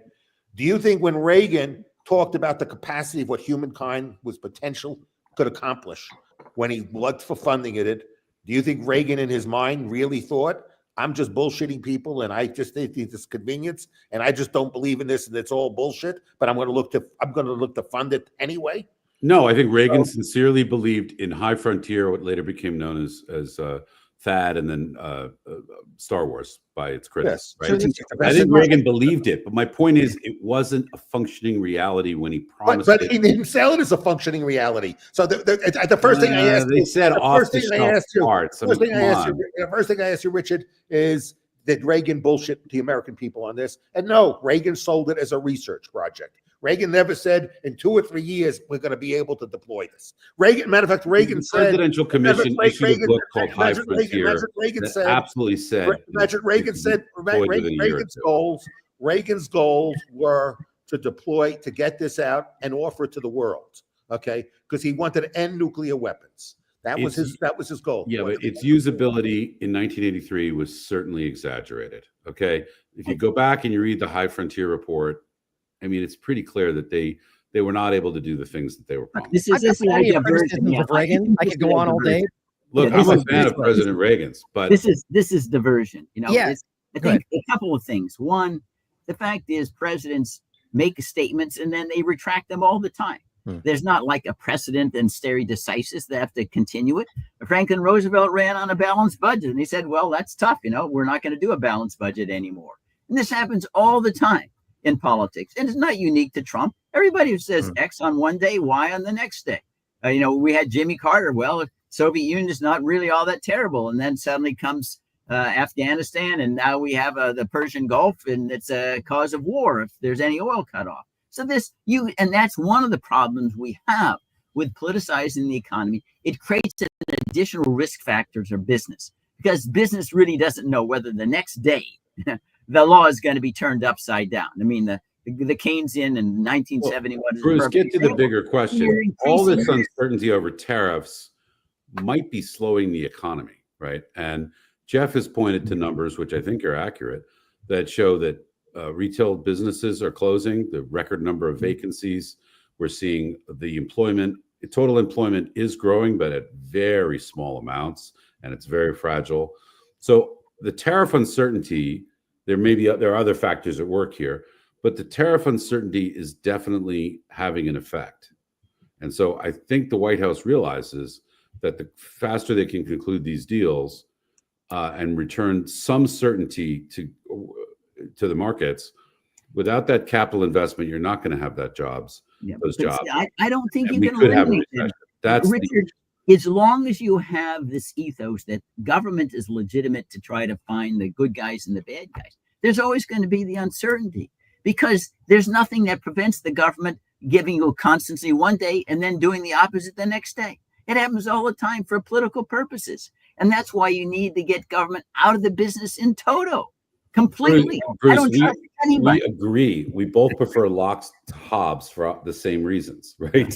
Yeah. We do not want an almighty sovereign that can do whatever it comes into its mind to do. But it seems that you do, as long as he gets it done in the right way right now. Like that seems like the logical point you're making. And there's plenty of people that feel that way, that you have to, because it's broken, continue to fight through a broken system to get it back to where it is, right? But you've made the case today, Richard, that you're okay with him doing things that might not seem as if, we're disputing about the legalities and what Supreme Court ruled, but things that are flatly unconstitutional that I think we can prove. But it's okay as long as they get there and it achieves it, maybe even back to a constitutional state of reality. But the point is, those things are contradictory. I think that's clear. Ryan, you miss what I'm saying. Okay, go ahead. I'm not actually taking a side in this. What I'm saying is, if you look at the real world results, which are still a mixed picture, we're heading rapidly toward a freer trade world than we were on January 19th. Okay, I don't agree with that though, and that's fair. We can disagree on that. Yes, well, tariffs with Europe, Japan,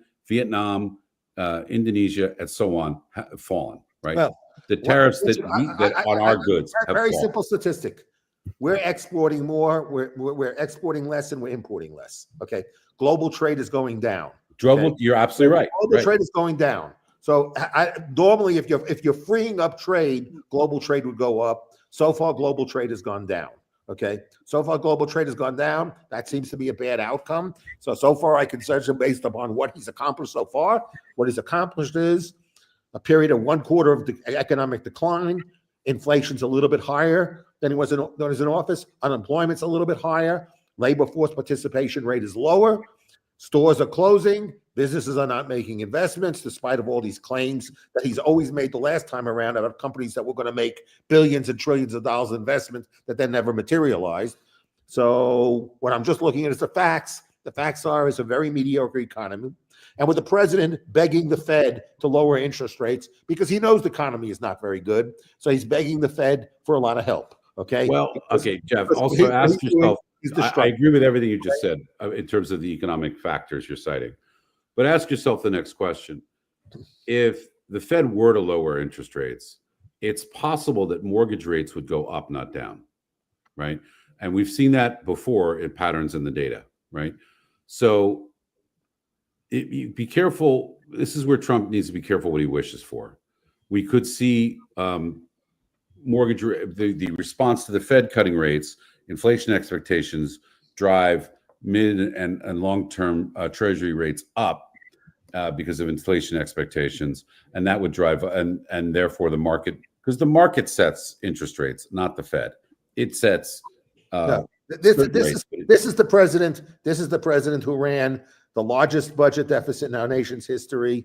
The year of COVID, his response was just printing money. Okay, this is a guy who ran the worst monetary experiment in our history of increasing the money supply 40% over an 18-month period of time, when historically people were pretty bad. I mean, look at Richard, nowhere near 40% in an 18-month period of time. Right, but look at 08. Okay, look at M2 and M3 and 08. 08 did not have that type of level of monetary expansion. Okay, it didn't. Okay, but it was one of the largest we've seen. It did. Right?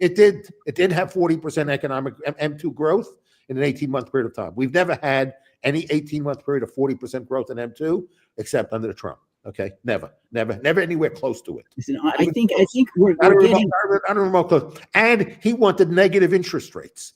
He was pushing for negative interest rates. Well, how did that work out in Japan? 2021. How did the negative interest rates work out in Japan? Yeah. My point is, he's a moron. Okay, he's a moron. Okay, he's a moron. No, the results so far. A moron. Okay, well, you and I follow his advice. If we follow his advice, we're not following the advice of a 10th dimensional genius. We're following the advice of a moron. Okay, we don't want negative interest rates. Okay, we don't want Fed cutting interest rates 2 or 3%, so we not start having another high route of inflation. Okay, and we don't want trade wars throughout the world. And so far, he's been able to get some countries to concede and a whole bunch of others. So now, where are the retaliatory tariffs we were threatening? Let me ask you: Did China have more exports in this first part of the year than they had last year, or less? The numbers I've seen, the Chinese exports actually increased in the first quarter. Yes. Did they need us to increase their exports? Did they need us? Well, they did a lot of dumping, that's for sure. Did they need us? Dumping. People use that word. China is part of GATT. Okay, if China is actually dumping, there's a mechanism for proving dumping. Okay, so I know people throw out words so they mean nothing. Okay, but you have to. If any country that thinks Jeff, you are aware that inventory. So the same period of time which the Chinese goods coming into our economy went up, inventories of U.S. companies from China went up. So those things were not going right into the market. They were being stored in inventory. Inventories are up. What they were doing is companies were smart, right? They were buying their raw materials and other products from China at the lower tariff before the tariffs went up. They were hedging. And might that be one of the reasons why we didn't see inflation so far also? It's very possible. Okay, so Jeffrey and everybody, I think that it doesn't contribute to the malaise of the country to focus on personalities. Trump is not the only moron. I think Biden was a moron too. I do not think that really gets to the crux of the problem. This is not a Trump problem. This is a problem that has accumulated over long decades. Exactly. Limitless executive power, the government growing bigger and bigger every year. Now it's 30, 40, 45% of GDP. And this is not going to be resolved. If Trump leaves office or something happened tomorrow, we'd still have the same problem. The differences would be marginal. No president ever gives power back. They're going to keep asserting the power no matter what, unless one thing, Congress says we're going to impeach and remove you, or two, the entire American people have to throw Congress out for not doing its job. If that doesn't happen, we're going to just die on the installment plan. This is how all empires end up. That's how the British Empire ended up. They couldn't afford to try to police the whole world, and it became bankrupt. It really would have gone bankrupt in 1950 if we didn't bail them out after World War II. The Roman Empire, the same. And I think that when we get involved in personalities, it distracts attention that the American people need to focus on. It's not the personality. If you don't do your job, we're done. Your kids, your grandchildren are going to inherit something. It's going to be impoverished. It may be war. It's going to be bankruptcy. It's not going to be good. And we keep missing the focus on that fundamental fact. And that's not going to go away no matter who is in the presidency.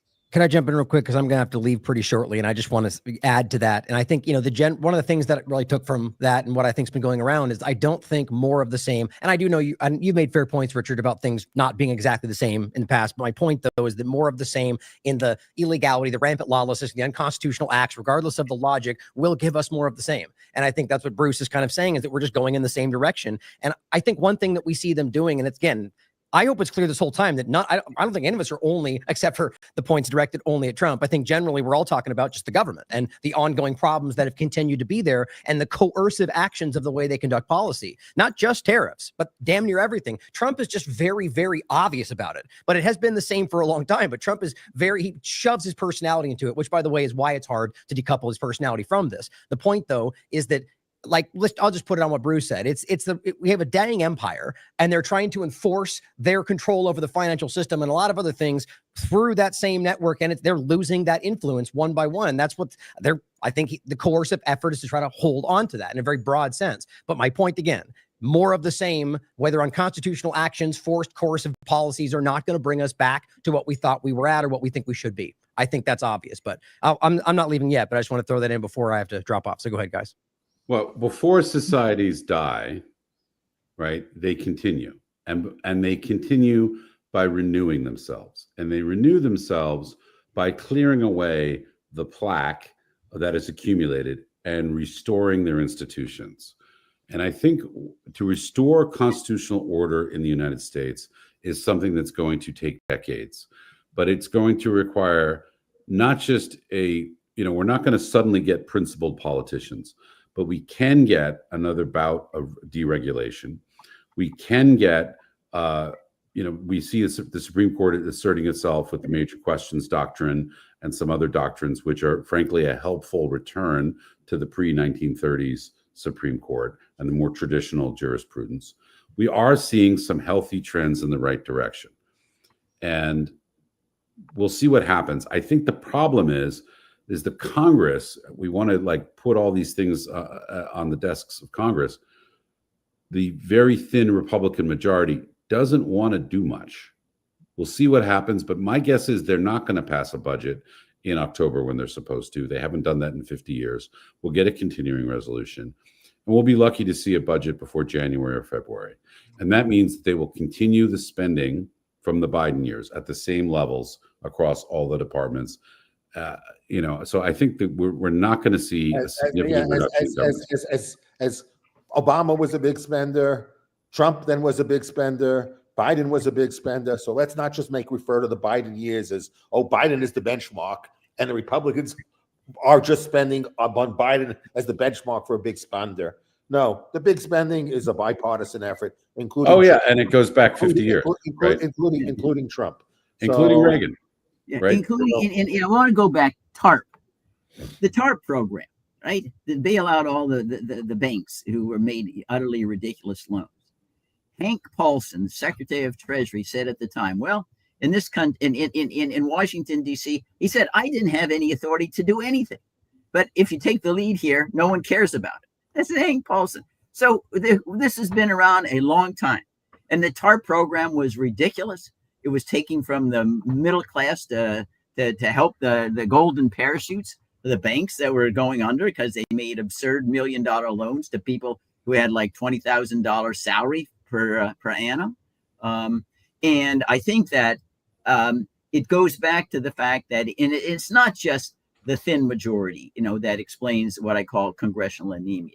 Right now, and I had read a letter, it was published in the Washington Post. I've gone up to Congress so many times and said, listen, if you want to get information to do things, you have to exercise inherent contempt power. It's been affirmed by the Supreme Court for a century, a case called McGrain versus Dougherty. That's how you get real-time information from the executive branch. They won't do it.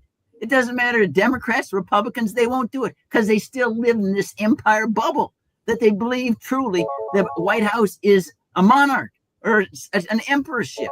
We got to get out of that idea. The greatness of the country is the individuals can march to their own drummer, not building pyramids or going abroad in search of monsters to destroy. The collective opportunity for every individual to develop their faculties is the greatness of the country, period. Government is there as a necessary evil to just try to have contracts and laws enforced, but that's it. We still have this stupid idea, and I'm not faulting you, Richard, to say, well, it's good because we got Azerbaijan and Armenia together. Who gives an F about that? It doesn't have anything to do with the United States or M23 and the Republic of Congo. Why the heck are we even talking about that?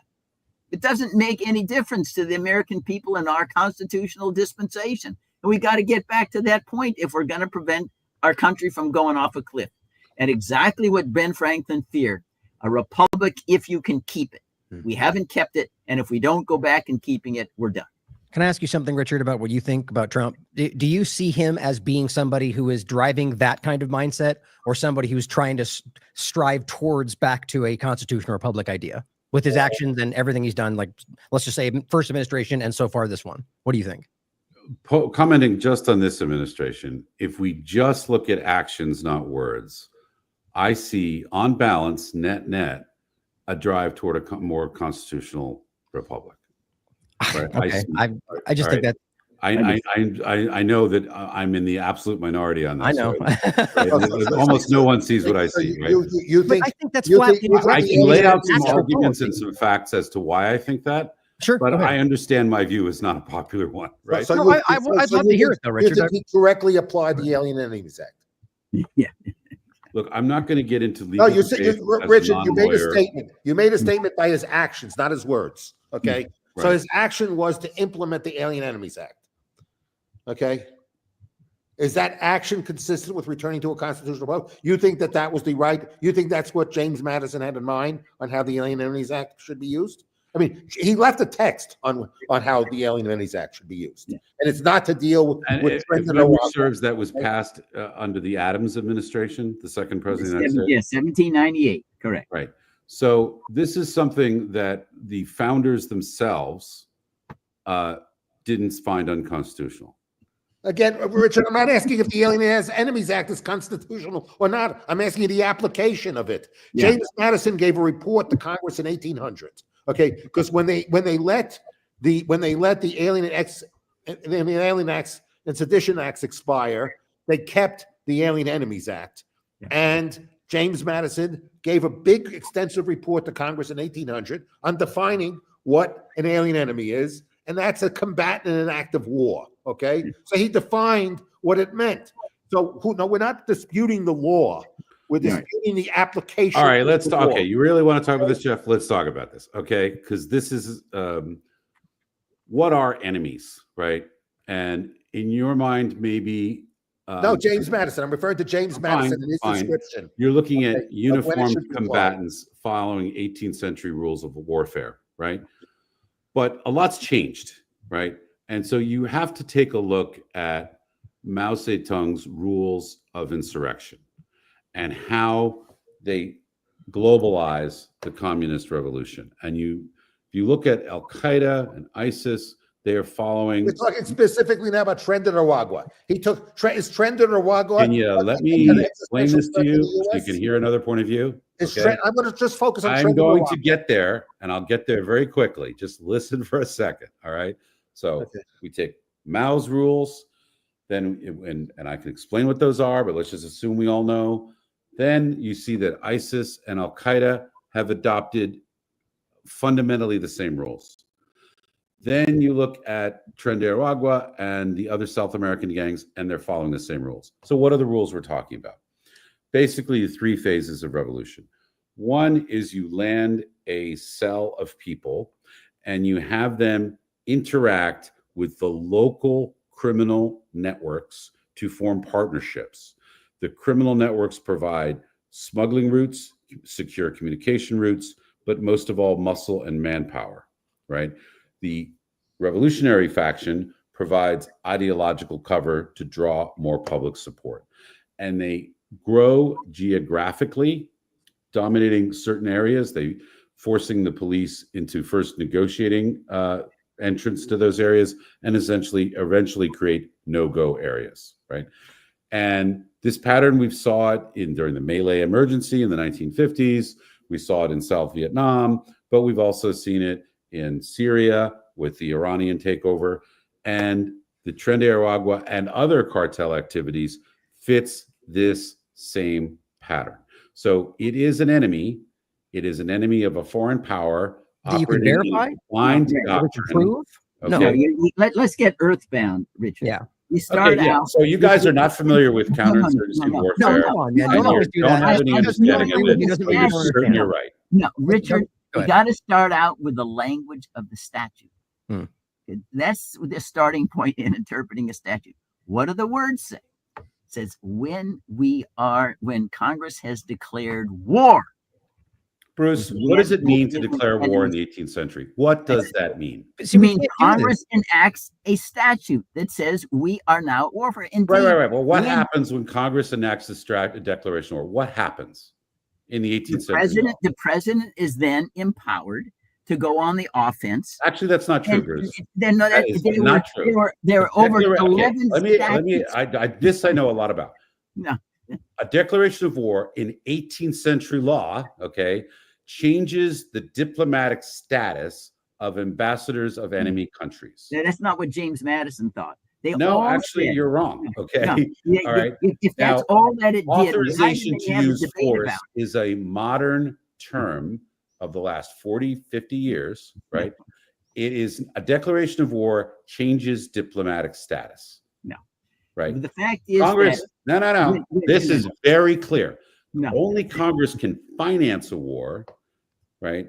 But Why this, do they have a separate clause called declare? You're saying that that they put a separate specific clause in the Constitution, singled it out. It's called Article 1, yes, Section 8, Clause 11, yes. to have to confer a toothpick on Congress to change the diplomatic status. They don't even say anything about the spending power be a mechanism, and no one talked about the spending power, the way in which you rein a president from doing wars on his own.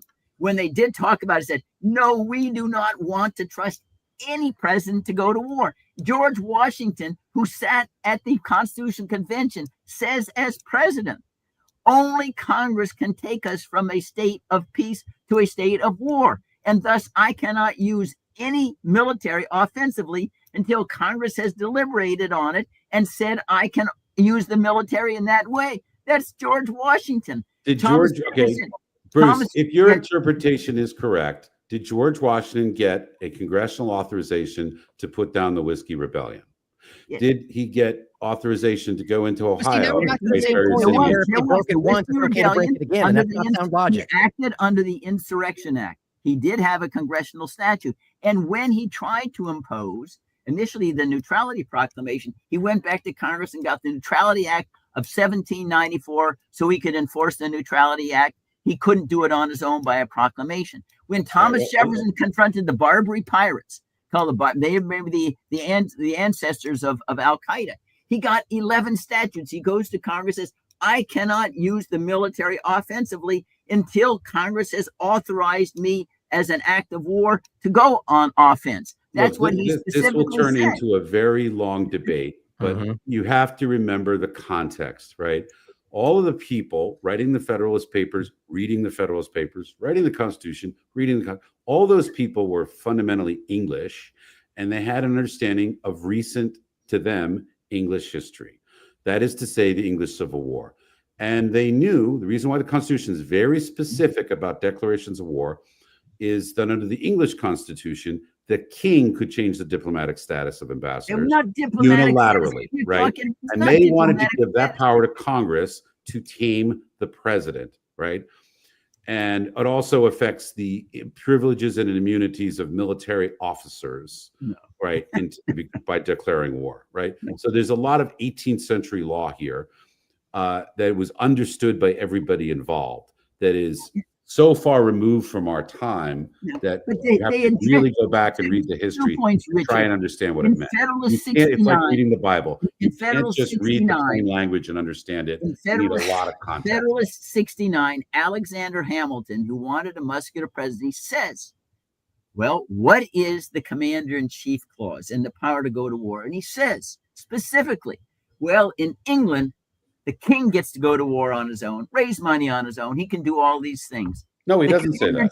Clause, he does say that in Federalist 69. And Yes, then it he does. goes on and Go back says, and read it. all The of kings these- of England had all to of get these parliamentary approval No. to finance their wars. no, Unless no. they were financed through credit, which was backed by the king's They did the personal shipping, the Can ship I- tax. No, that wasn't true till the English Civil War. I mean, the English Bill of Rights till 1689. But anyway, he specifically says that all of these powers that in Britain belong to the king, they belong to Congress, including the power to go from war. I mean, to go from peace to war. which is pretty broadly accepted. James by the way. Madison, James Madison, who is the father of the Constitution, says that that the most important and wisest decision of the Constitution was to give the war power to Congress and make clear that the executive had no responsibility at all on that score, because the executive has an incentive to concoct wars because you aggrandize executive power when you go to war.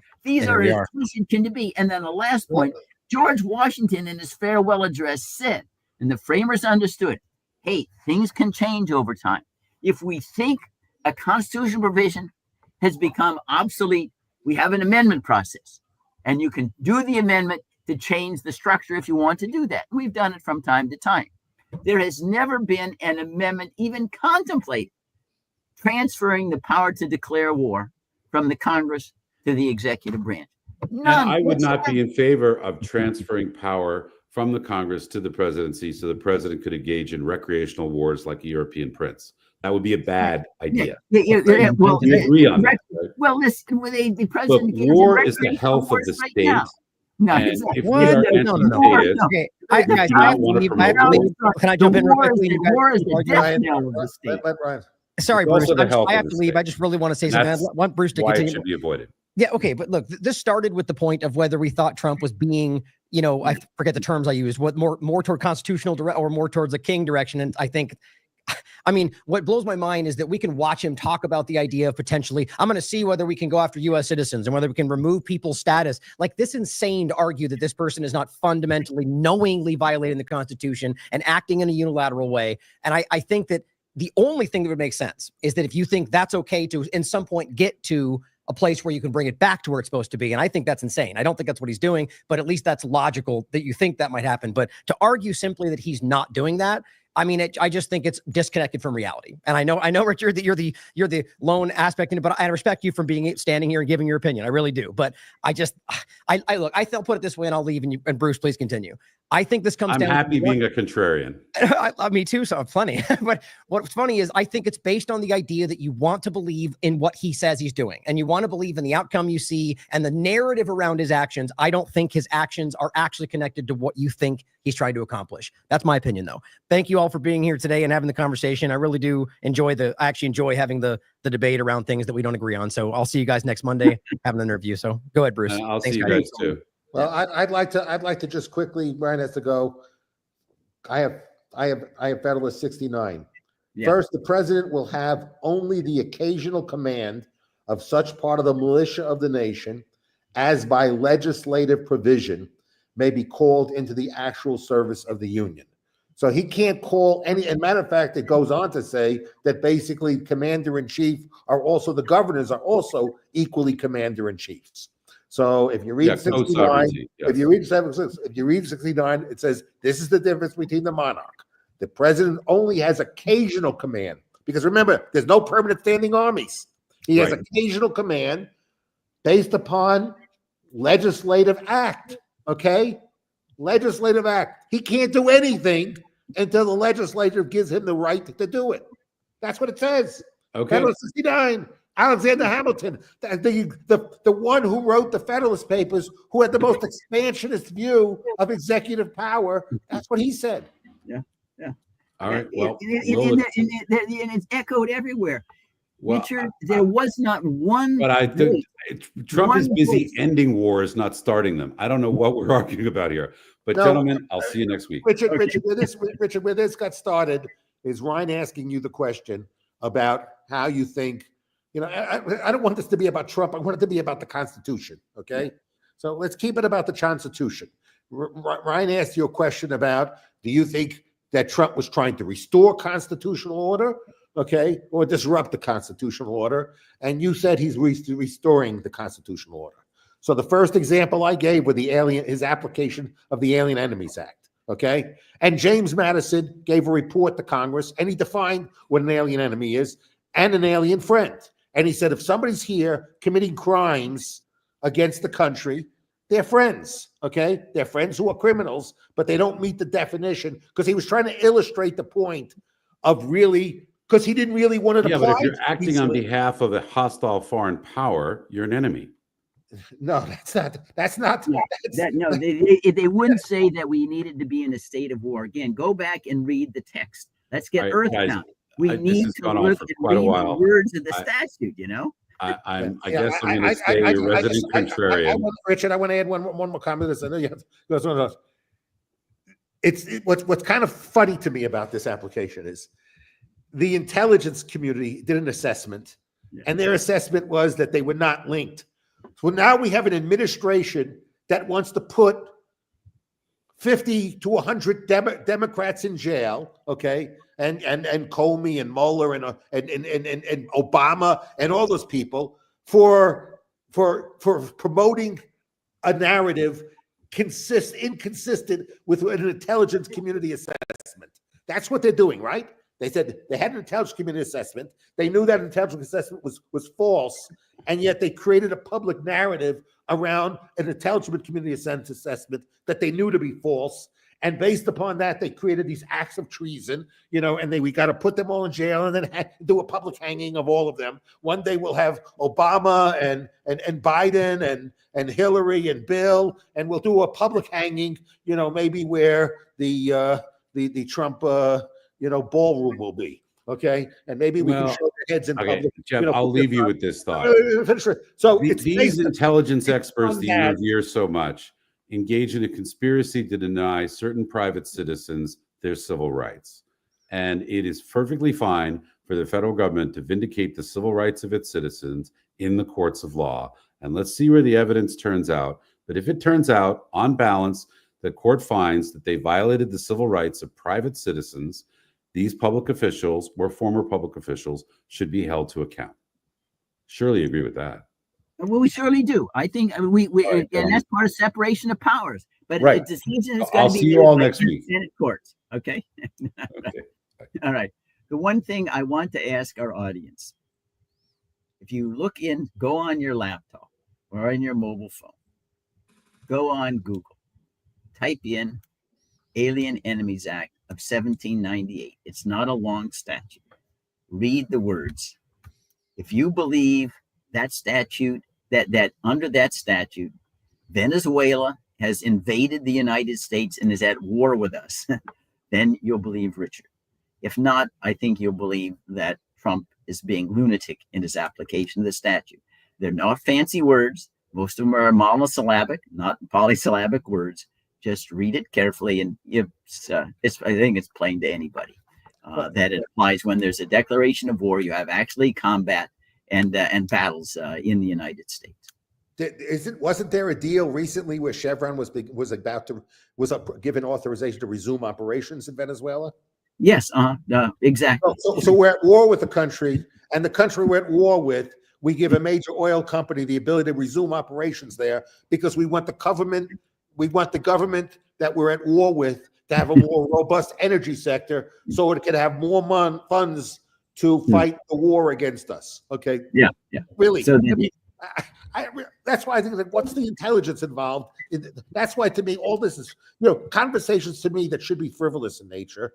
Yeah. Everything has become non-frivolous in nature. It's just hard for me to believe. If we're at war with them, if we're at war with Venezuela, and Venezuela's fighting a war with this, again, we don't hear anybody in Congress. Well, now we've heard. Well, I don't even know if we're at war with Venezuela, because now we're saying that Maduro doesn't even represent the Venezuelan government. So he's just a drug kingpin, and he doesn't represent the Venezuelan government. He does a hostile takeover of the Venezuelan government. But while he's in the hostile takeover of the Venezuelan government, we want to help fund him by having Chevron operate there, so Chevron could develop the resources of Venezuela to give this terrorist more operation to operate under. Who seems to be aiding and abetting the enemy more than the Trump administration by granting the license for Chevron to continue to operate? in Venezuela. And I hate to issue this point about, the civil rights violations, but Bruce, what civil rights violations have been violated at this point in time with respect to, in your opinion, whatever revelations that we've had about the documents. I mean, there might be more that we don't know, and that might end up proving to be that there's civil rights laws. But all we have right now is that Obama gave a report after the election. This was after the election. If this was stuff that was delivered after the election, okay, how was anybody's rights violated? I'm still unclear what was the violation of rights, because remember, the timing of these are in November and December and January, all after the election. Okay, so I think it's delusional. The fact is that on the 2016, there was nobody who was casting a cloud over Trump's inauguration. The electoral votes were all properly counted. There aren't any claims of voter fraud.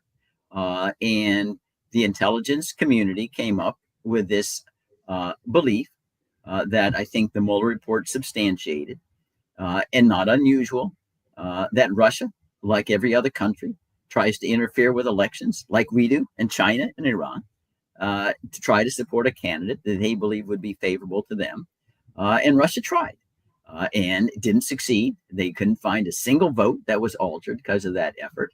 So what's the issue of making? And of course, we do the same thing. The very first covert operation of the CIA was to go into Italy and manipulate the vote in favor of Christian Democrats. But that's just the first time. We try to manipulate all other countries too. We just keep it secret and don't write about it. We write about other countries trying to interfere with ours. But the bottom line was, no, the foreign country was not able to have any impact on the election.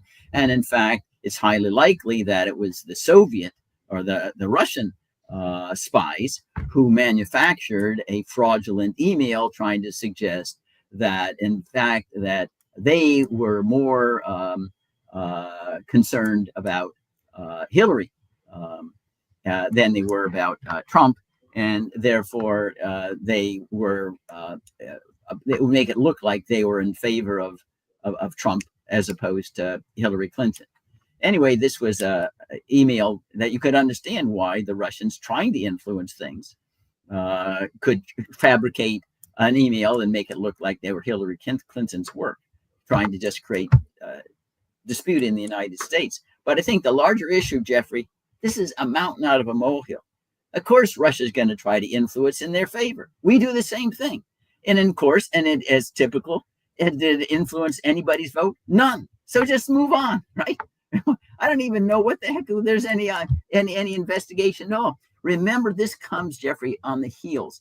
Three-year investigation by John Durham, U.S. attorney appointed by Trump, to try to find out whether there's any effort by the Hillary Clinton people to make false claims in order to get, some doubt, on Trump's victory. And he comes back 3 years, and he has two trials. He loses both of them, is unable to prove there was any influence that was manufactured by the Hillary people against Trump. And this is Trump's own person. So I don't understand. Why are we going over this? It's ridiculous. We just need to get on with trying to get the country back to a constitutional standard. Yes. And he had, and the information that has now been made public, and it was made public it was declassified against also the advice of the intelligence community. Okay. So they seem to ignore the intelligence community when they think it's appropriate. That information Durham had, that's like not information Durham didn't know existed. That was not information hidden from Durham. That was information Durham had.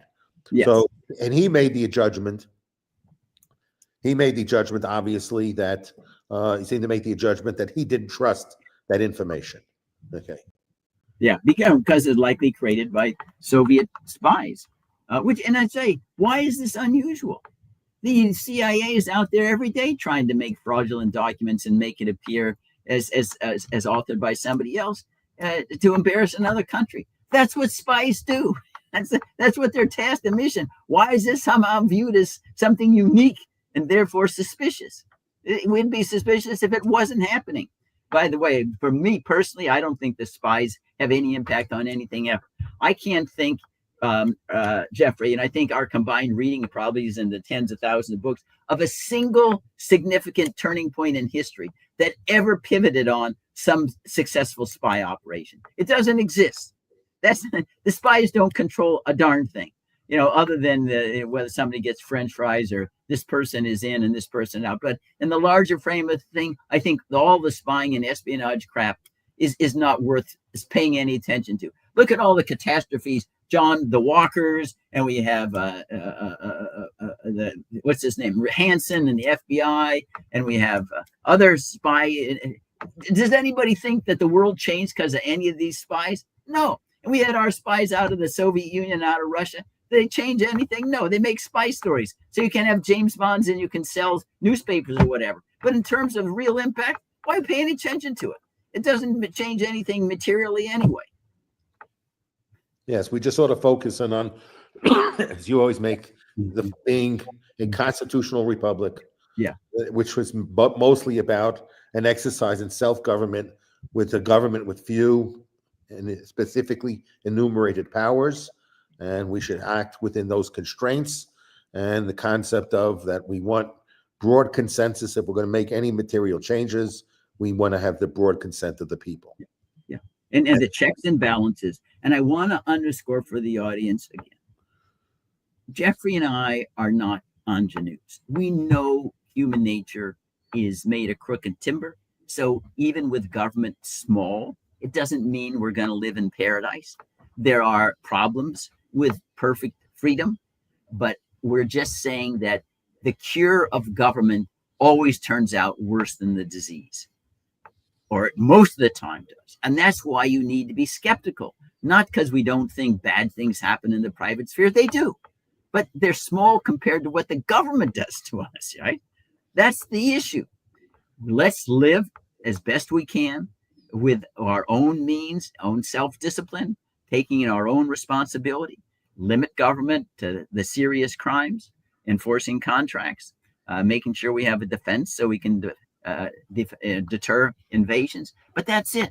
It's still not going to be paradise because humans aren't made out of paradisical timber. It's not going to happen, but it's better than all the alternatives. And we had a reasonable facsimile of that standard for our first 100 and some years, including we did have to, even fighting a war to emancipate slaves. We amended the Constitution properly. We went from an acorn into a giant oak.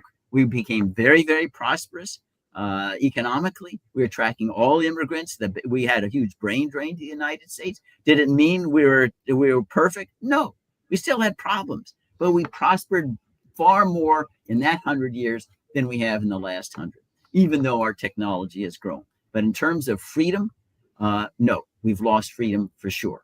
Lost the opportunity to march to our own drummer that we enjoyed over 100 years ago. And that's what we should be fighting for, instead of, you're right, instead of the personalities. I mean,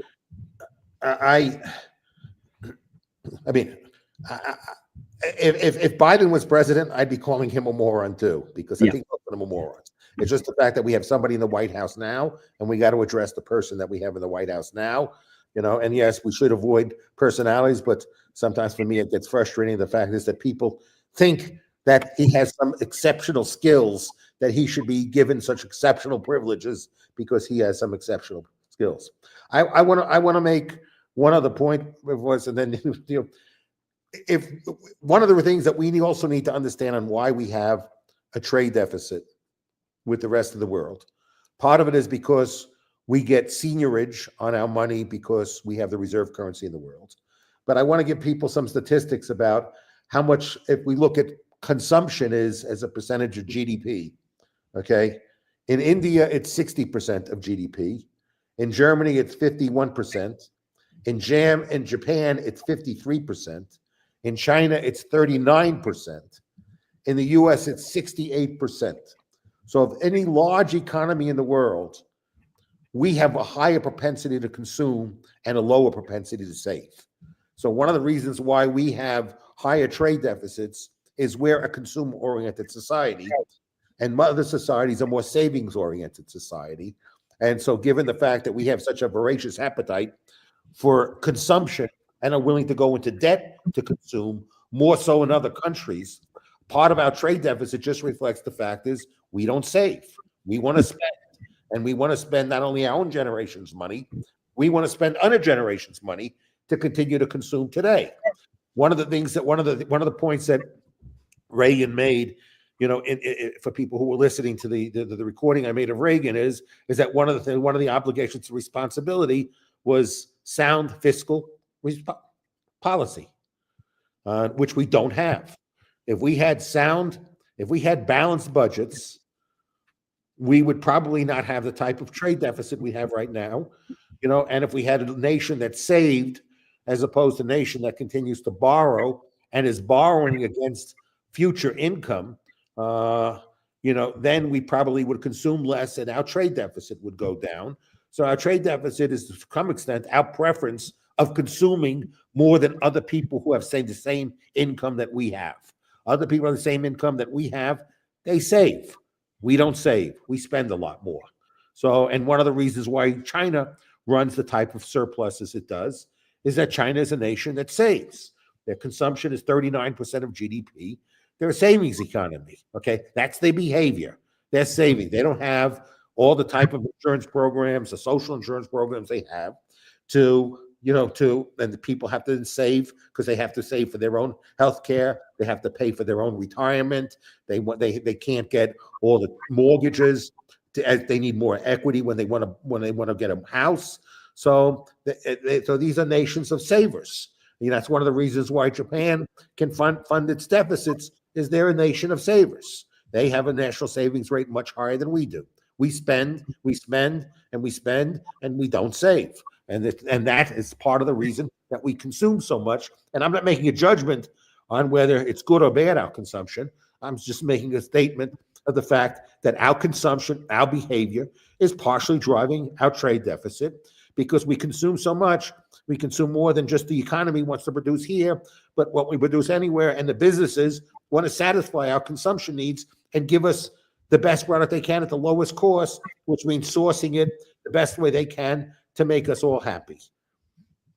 Bruce, final word? The final word. Yeah, I just think that trade surplus is not. It's such an irrelevance in my judgment to the health of the country. And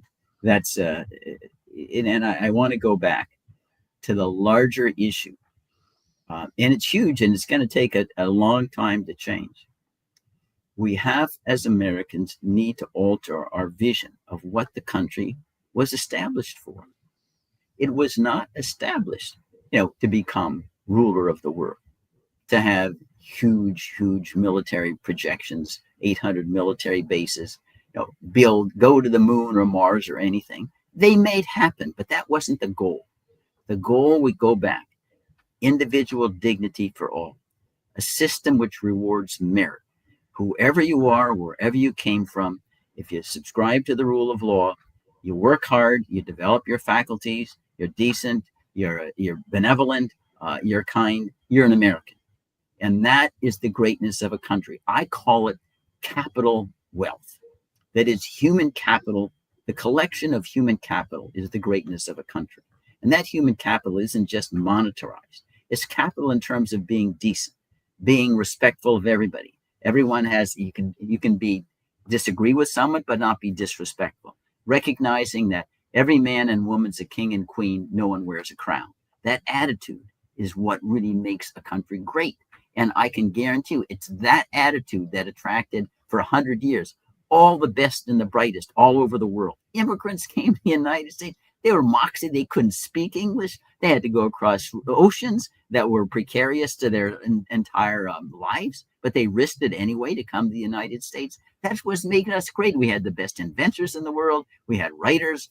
Well, this was really the high watermark of the United States. That's where we need to get back to. I go back around the time of the turn of the century, Spanish-American War. For whatever reasons, now let's replace the British Empire. Who wants to replace the British Empire? It was horrible. It was racist. It was terrible.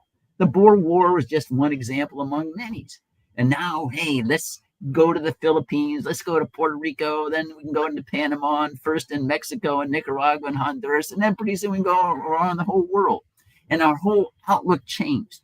And I believe one of the reasons why it changed and has continued down that path, Jeffrey, is because our education system plunged.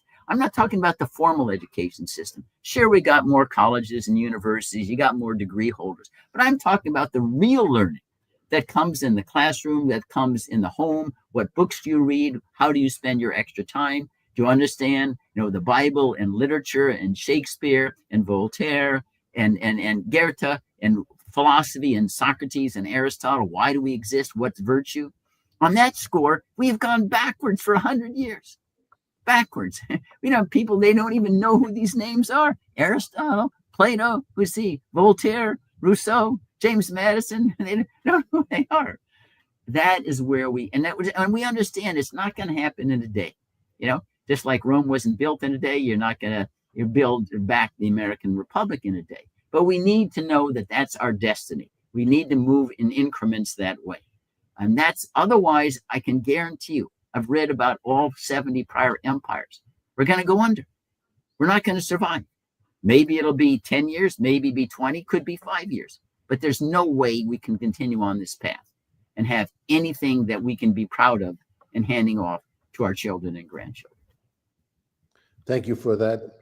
Thank you for your participation, Bruce, and have a great day. Okay, thanks. Bye. Bye-bye.